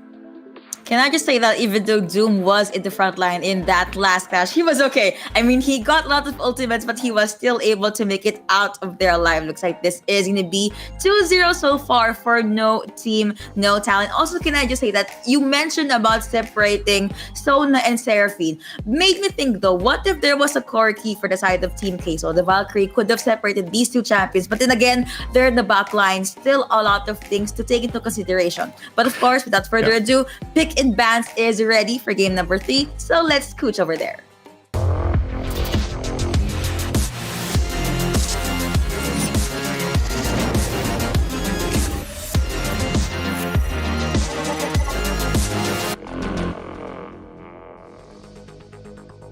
Will this team have the talent to actually end the series in 3-0, or will Team Queso be able to cheese their way into a game number 4? Let's wait and see though. I mean, a lot of things still available. I'm looking forward to seeing the adjustments for Team Queso. No Team, No Talent. They're looking very, very strong. So what are your thoughts about this before we jump into game number 3?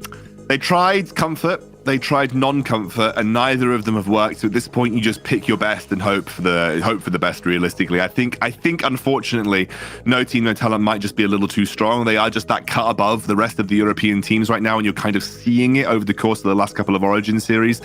This team has looked like head and shoulders above the rest of the Group A competition, if you ask me. But, nonetheless, Team Queso definitely can give it a good swing. But I think pick and bans are really important here. We'll see if they revert back to comfort or not. All right, so are they still going to be banning out Akali rather, and who will be in the hands of Ruiz? The Ari pick was very, very good. However, the Diana, even though it does spell well into the draft, for me at least, the Moonfrost just did not have that much impact. Zig's still going to be banned out for the side of No Team, No Talent. Apparently, we will not be seeing an Akali, so sad Yuko noises. Senna still going to be banned out for Team Queso. Yeah, these are very, just as I said, very common bans, and I think the bans have stayed relatively similar. It's interesting that Team Queso bans Akali, because usually NTNT do, because Leon has come out on record saying he just doesn't like playing against Akali. So it's one of those things that NTNT usually ends up banning. Again, banning the Kai'Sa away from Ibu, I think, really limits one of those late game power picks for Team Queso. Let's see what Queso choose to go. It is going to be that Camille. So again, just comfort once more for Acolyte, giving him something that he feels comfortable on in that matchup.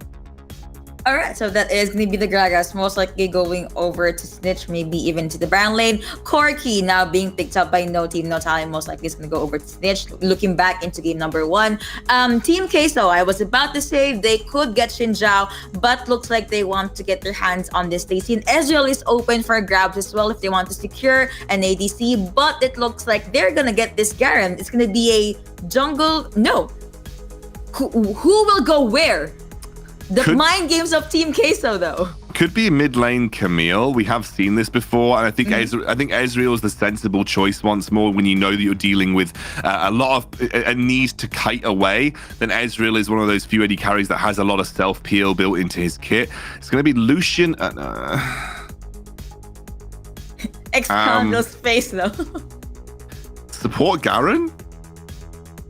Yes, maybe. Support Lee. Yes. I don't know. I think it's gonna be Garen. Yeah, but support Garen is so bad. Like, it's not even remotely good. I know, lots of questions in our heads right now, but that just excites me all the more. So the confused casters will, alongside the confused audience, will jump into game number 3. It's support Garen. Right. See, I mean, the only ever viable champion in Team Queso's draft is a support Garen. I will not be expecting a support Camille or support Lee Sin, because that's kind of sad. I mean, Lee Sin has an obnoxious amount of early game power. At least you could just kick. Like, at least the support Lee Sin, you can just be a kick bot, right? You're just there to isolate someone. But like, what does support Garen offer other than just being a really bad tank? And then but like, you have to run at them to even make that happen. And then your ultimate got nerfed. It's not even like your ultimate is like good enough by itself now. I don't know what support Garen's about. Oh. Hey, I actually like this pick, so I'm actually looking forward to how Team Queso will play this one out. But expanding further into the Dragon Lane matchup, of course, Ezreal will be very much safe behind Clue on this Braum. Winter Spite, as well as the passive, the concussive blows will be a huge problem for Team Queso if the stuns is going to come through. Acolyte will still have his hands on this Camille. Now Leon will have this Gragas, so if ever there's a Hexic Ultimatum, he can just pop in with Explosive Cast. Yeah, I think right now this is a very comfortable matchup for both. I would say the Gragas. I personally feel like the Gragas Camille matchup is like skill. It's a skill matchup between the two of them. It's not like, the Fiora Gragas or Fiora Camille matchup, but it's really just like Fiora is very hard to lose that matchup with. But this one's more of a skill matchup for me. You can stun Camille out of her hook shot. You can use your Gragas ultimate to knock her out of Hextech Ultimatum. So it really just depends on how and when you use your skill. It's more of a, like I said, more of a skill matchup between the two of them. But we'll see. Looks like there's going to be an early gank from Andre on the top side of the map here. Leon being boxed in, he is under turret. Will he get first blood? That is going to be a no, because Camille was the one that got first blood. Okay, you know what? I'm going to take that back. Gragas was able to get there eventually. Even the people controlling the stream just zoomed in to just emphasize what happened. Oh, okay. Team Queso are trolling now. It's just like, what was that? What did I just watch? It's Yuko, it's a terrible day to have eyes. I can tell you that. It's a terrible day to have eyes. That is true. But you know what? We're already in it this far. Best of 5, 2-0. I'm just gonna fully commit. I'm gonna go all in. But now looking back into the Dragon Lane, Friend will be on this Ezreal, and still Clue is just at that beefy front line. Doom, though, is lurking again to the side that Izzy Unbreaker will be popped by Clue. Memorize trying to shield Ibu with all his might. Judgment has been used to clear the wave out.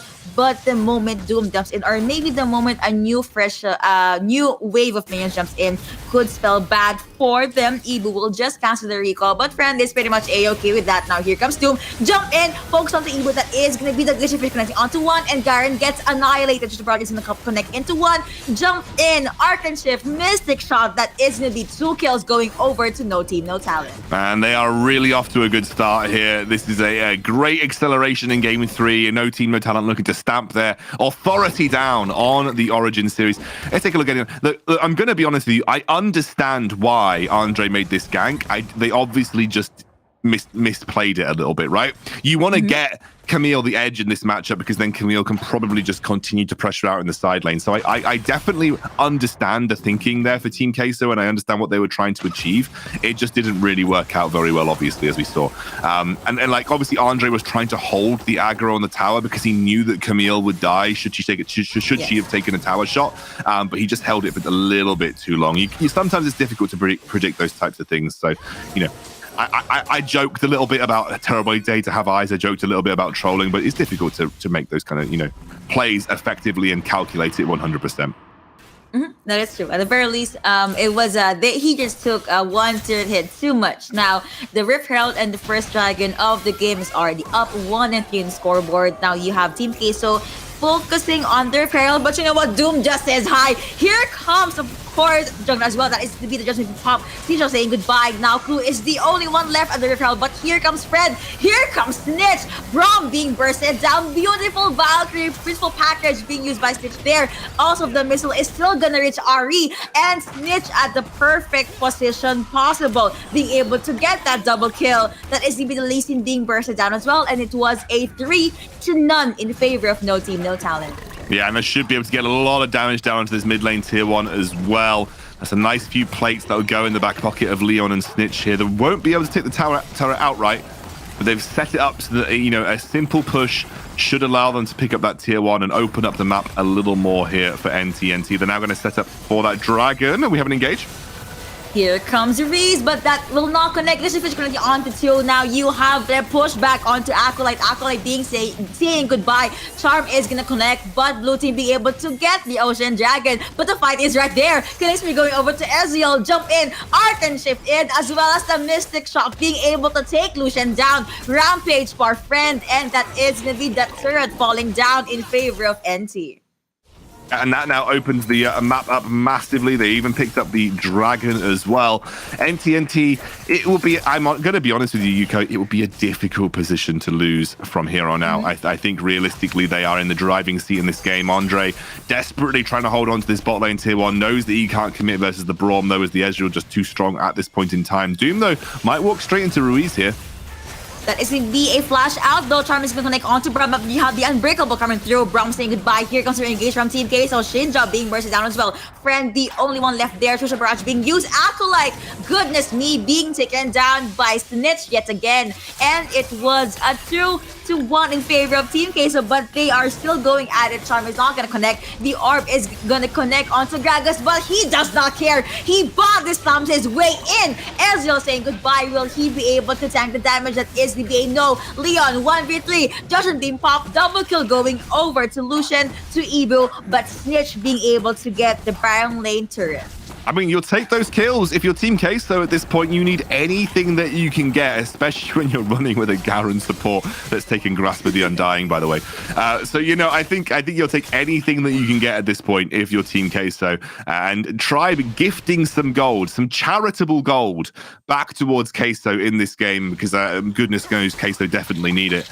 Take a look at the quick replay there. Again, I think Clue and Leon just a little overextended. I think very hyphy right now as NTNT are in a really strong spot, but Snitch is super strong, as you mentioned a few times here. Actually stolen. I didn't notice that in the midst of that fight. It was a steal here for Team Queso. So they get both the dragon and a bit of gold gifted their way on the bottom side of the map, which they'll happily take.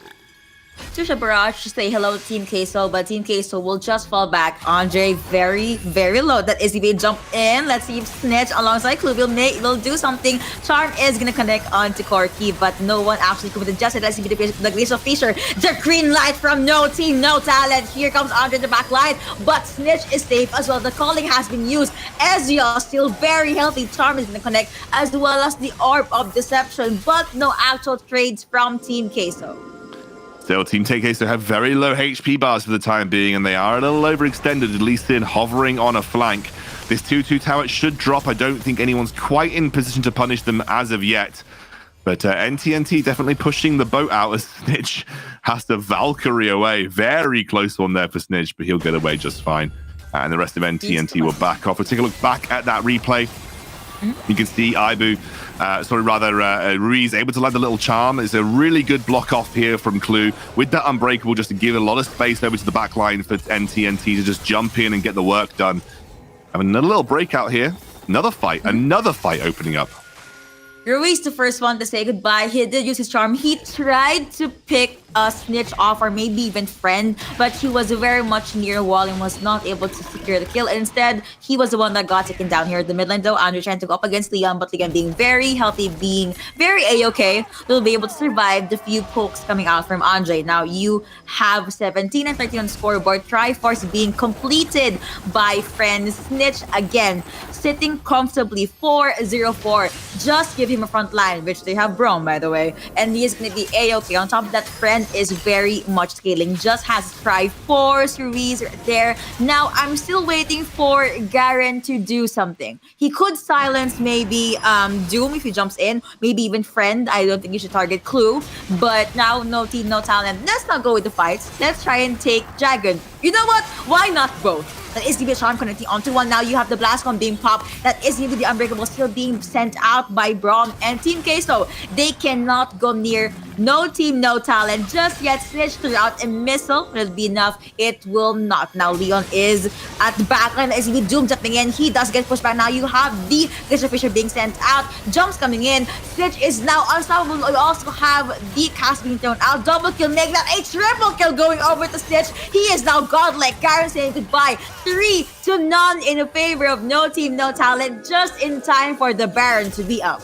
Yep, and they should be able to get this. They are low HP bars, but they'll take it very quickly with a double AD carry composition. Not sure that there's much that Ibu can do without the culling. Acolyte does have that Hextech ultimatum. There is maybe a way that he can kind of delay this Baron, but it gets taken too quickly. Like we said, a double AD carry composition does take this very, very quick.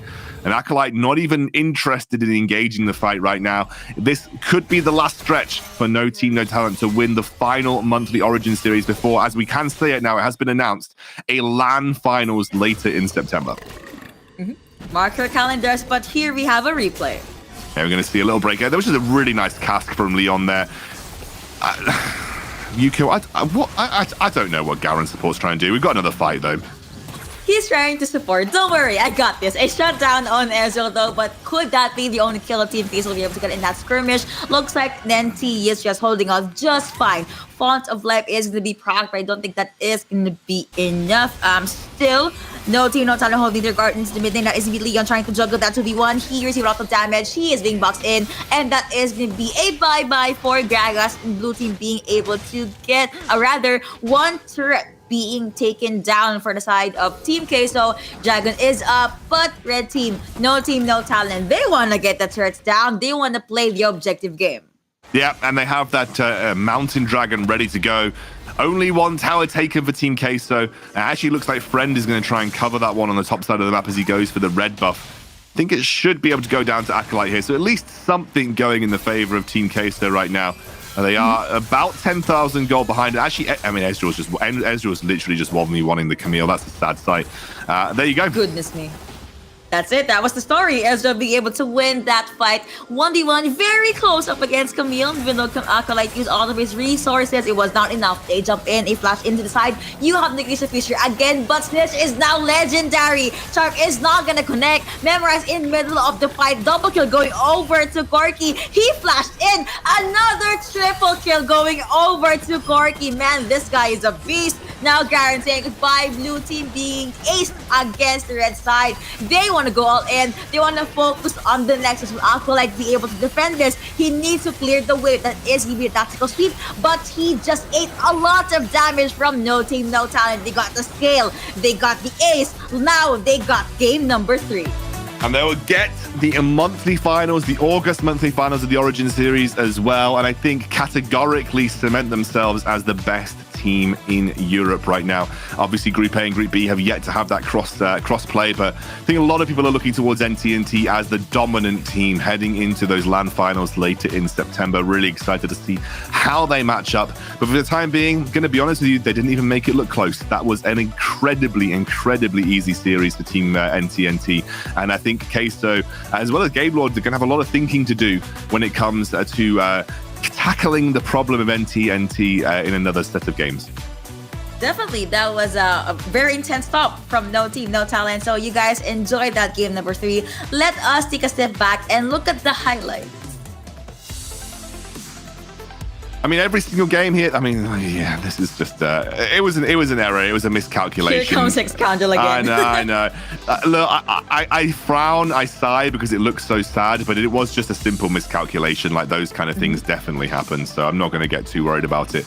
But for the most part, it was just No Team, No Talent way out in the lead, and also the fact that you were basically playing 4v5 the entire game because it was Garen support. So not much to say other than I think NTNT just were the better team all around here, Yuko. It is. I guess they were just able to, get the win again, get the win conditions in check, even in the Rift itself. The way they play their game is very textbook. It was tight-knit. It was difficult for even Team Queso to try and put a hole in their plan. Could say that No Team, No Talent definitely prepared up against their fight. And the fact that they can juggle all of these champions and execute it perfectly in different drafts, in different situations, just shows how much they know the game like the back of their hand. Yeah, they've got a lot of versatility, and I think that's one of the things that not many other teams in the European scene have right now. I think, as we said, one of the biggest criticisms for Team Queso has been that they have a very predictable style. It's a style that clearly worked against the team, like the likes of Gamelord, who weren't able to deal with it, but against NTNT, there was no chance. And NTNT are so flexible; they can play a huge variety of different champions. I think one of the things that I credit Snitch for specifically is that he isn't just a one-trick mid laner. Like he plays pretty much anything. Whereas a lot of other mid laners have got a more limited repertoire of champions, but it's the same for pretty much everybody. I think the only person that generally tends to play the same thing over and over again is Leon, but he does it so damn well that, why not change it?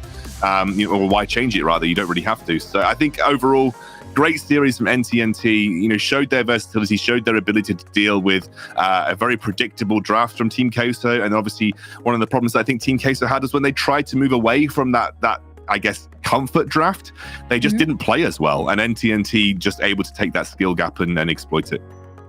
True, they really did struggle. GG's for Team Queso, but for the fans of No Team, No Talent, congratulations, because your team is now the champion for the month of August. Now, we have an interview for you guys. Let's see who will be the player from No Team, No Talent.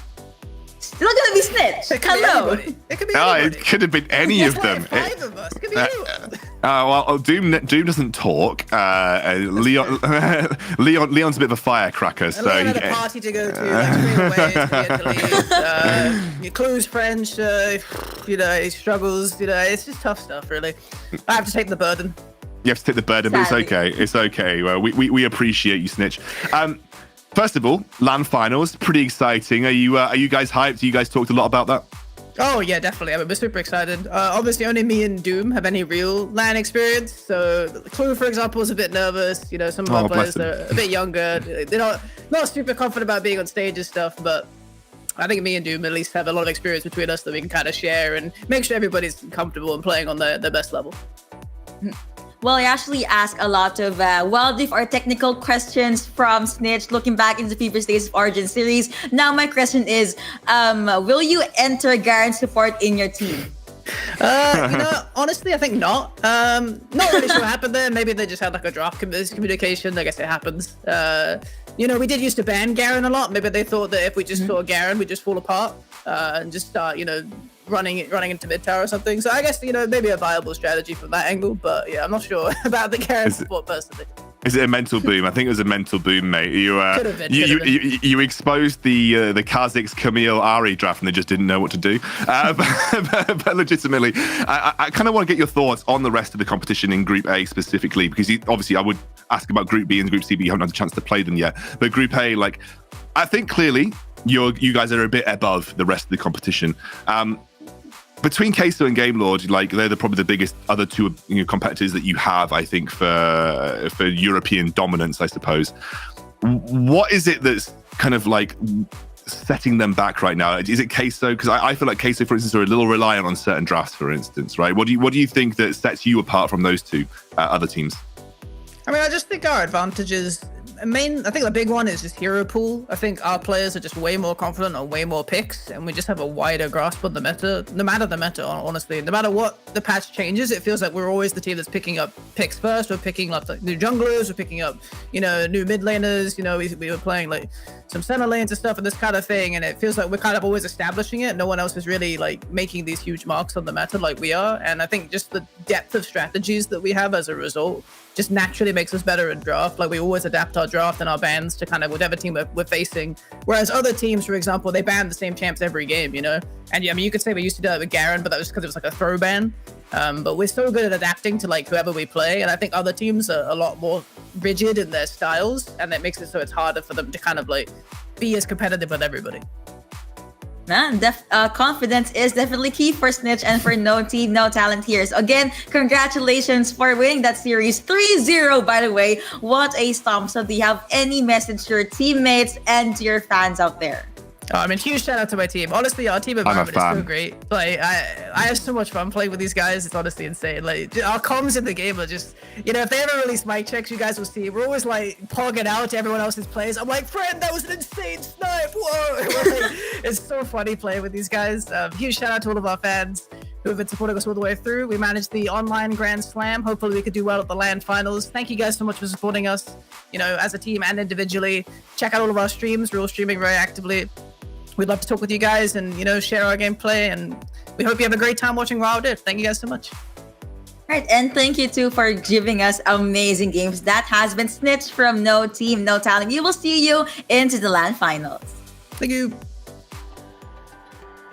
I hope Snitch shines my shirt at LAN finals. He's a big star. I just don't know if I can take it, UK. If I meet that guy in real life, I think my knee's gonna go weak. You might faint. I've had a really good time though. It's been great to see NTNT just continue to dominate. I think, as we said in the cast, I think one of the things, and Snitch built on it as well, is just that these guys don't have a bad draft. Like they basically can play pretty much everything, and I think that's one of the things that really sets them apart from the rest of the competition here. And we talked about it before. I think both Game Lord and Kaiser have a bit more niche in terms of what they actually like to play. But NTNT overall just super strong. This isn't that first series though. This is the Group B finals. A very interesting Group B finals actually, because both Unicorns of Love and Na'Vi got knocked out super early in that group phase. True. Which was really, we had a very different set of competitors for our final games. And I actually like how we see the switch ups and again the storyline for this month. A lot of things definitely were a surprise to us, not just the picks, not just the meta, but the teams itself that were able to push through in the latter parts of the brackets. We saw a lot of Pantheon picks. Nami arguably one of the most picked support if I remember it correctly. But yeah, the ADCs and frontline damage users are still pretty much there. And overall, am just looking forward to seeing how will they perform in LAN. LAN, of course, is a different setting. As Snitch did say, the nerves might jump in, but if you're confident, if you're cool enough, keep yourself grounded enough, you can make the magic happen. I think right now, there's a lot of undiscovered talent in Europe as well. And I think across both Group B, Group C, and Group A, like even the rise of Singularity again, that Singularity started off being pretty, I would say, having a struggling in the June finals, came back a little bit in the July finals, then made it to top 4 in August. There's some really great players in the Singularity roster. For instance, the AD carry Joey Skaggs. I expect him to find his way into a top tier team sometime soon. He's got a couple of accounts in top 10 challenger on the European server. And so I think the Origin series has been a great area to see this undiscovered talent start to come through and start to make its way. But for now, I think realistically, you are just looking at the best team all round, and that is the NTNT roster. I don't really think that anybody right now is close to catching them. We have got a month until those LAN finals take place in Stockholm, Sweden. So plenty of time for the meta to change, plenty of time for people to catch up and try and get themselves on that level. But as Snitch said, one of the big strengths of NTNT has been that ability to adapt to the meta and constantly provide, constantly sort of adapt and innovate as well for this team. hopefully in a month, our teams will be able to adjust, study the game more, and show us one hell of a LAN finals. Of course, questions is still lurking all over. Again, the date and the place has already been revealed. Hope I can be with you you guys there. But if I'm not, I'm just gonna send my regards here in the live stream. But yeah, that is gonna be the game so far. But the stream is not done yet. Let's take a look at the updated rankings for the month of August. Yep, you'll see it is going to be NTNT at 1,350, Team Kesa at 1,040, and I believe Gamelord snuck in as well at 922. So the top three teams there from Group A, 1, 2, and 3. So they are all sitting pretty at the top of the standings. You can see BTS, the closest team in terms of points, beyond that at 618. Man, top four definitely a cut above the rest. And now we have another set for the top nine. So top four though, UOL, Nav, Foot, and you have BKR 702 compared to SMB, which has 673. Definitely a closer group here, and actually Na'Vi helped out by Bal, who were able to knock out BKR earlier on in the tournament, stopping any chance of BKR knocking Na'Vi out of a qualifying position. So ULL and Na'Vi able to sneak in the top two spots here and qualify. And for Group A, the 3 will qualify. For Group B, it's going to be 2. And for Group C, only 1. Now, if you have Cut Esports still in that top 1. Yep, and Cut just able to, I think, were the most dominant team. Sunlight were definitely up there as well. Geek Fam is also a, it's not Geek Fam, that's the Southeast Asian team, Geek A. But yeah, I think overall, like Cut were just the better team overall. I think in Group C they were able to dominate Group C pretty handily over the course of the last few months. The Sunlight and Cut rivalry, apparently we did not see that for the month of August. Let's see if you're going to be seeing it into the LAN finals. But overall, that has been the 2 series for today. I cannot stress this enough. Guys, the LAN finals will happen in September. Mark your calendars, tweet it out even, check your socials, make sure that you will have time to watch it, maybe in the live stream, maybe even in person. You guys decide. But again, that has been it for the last day. We have been your casters. I'm Yuko alongside Miss Expoundro. Do not forget to follow us on our socials, and we will see you in the grand finals.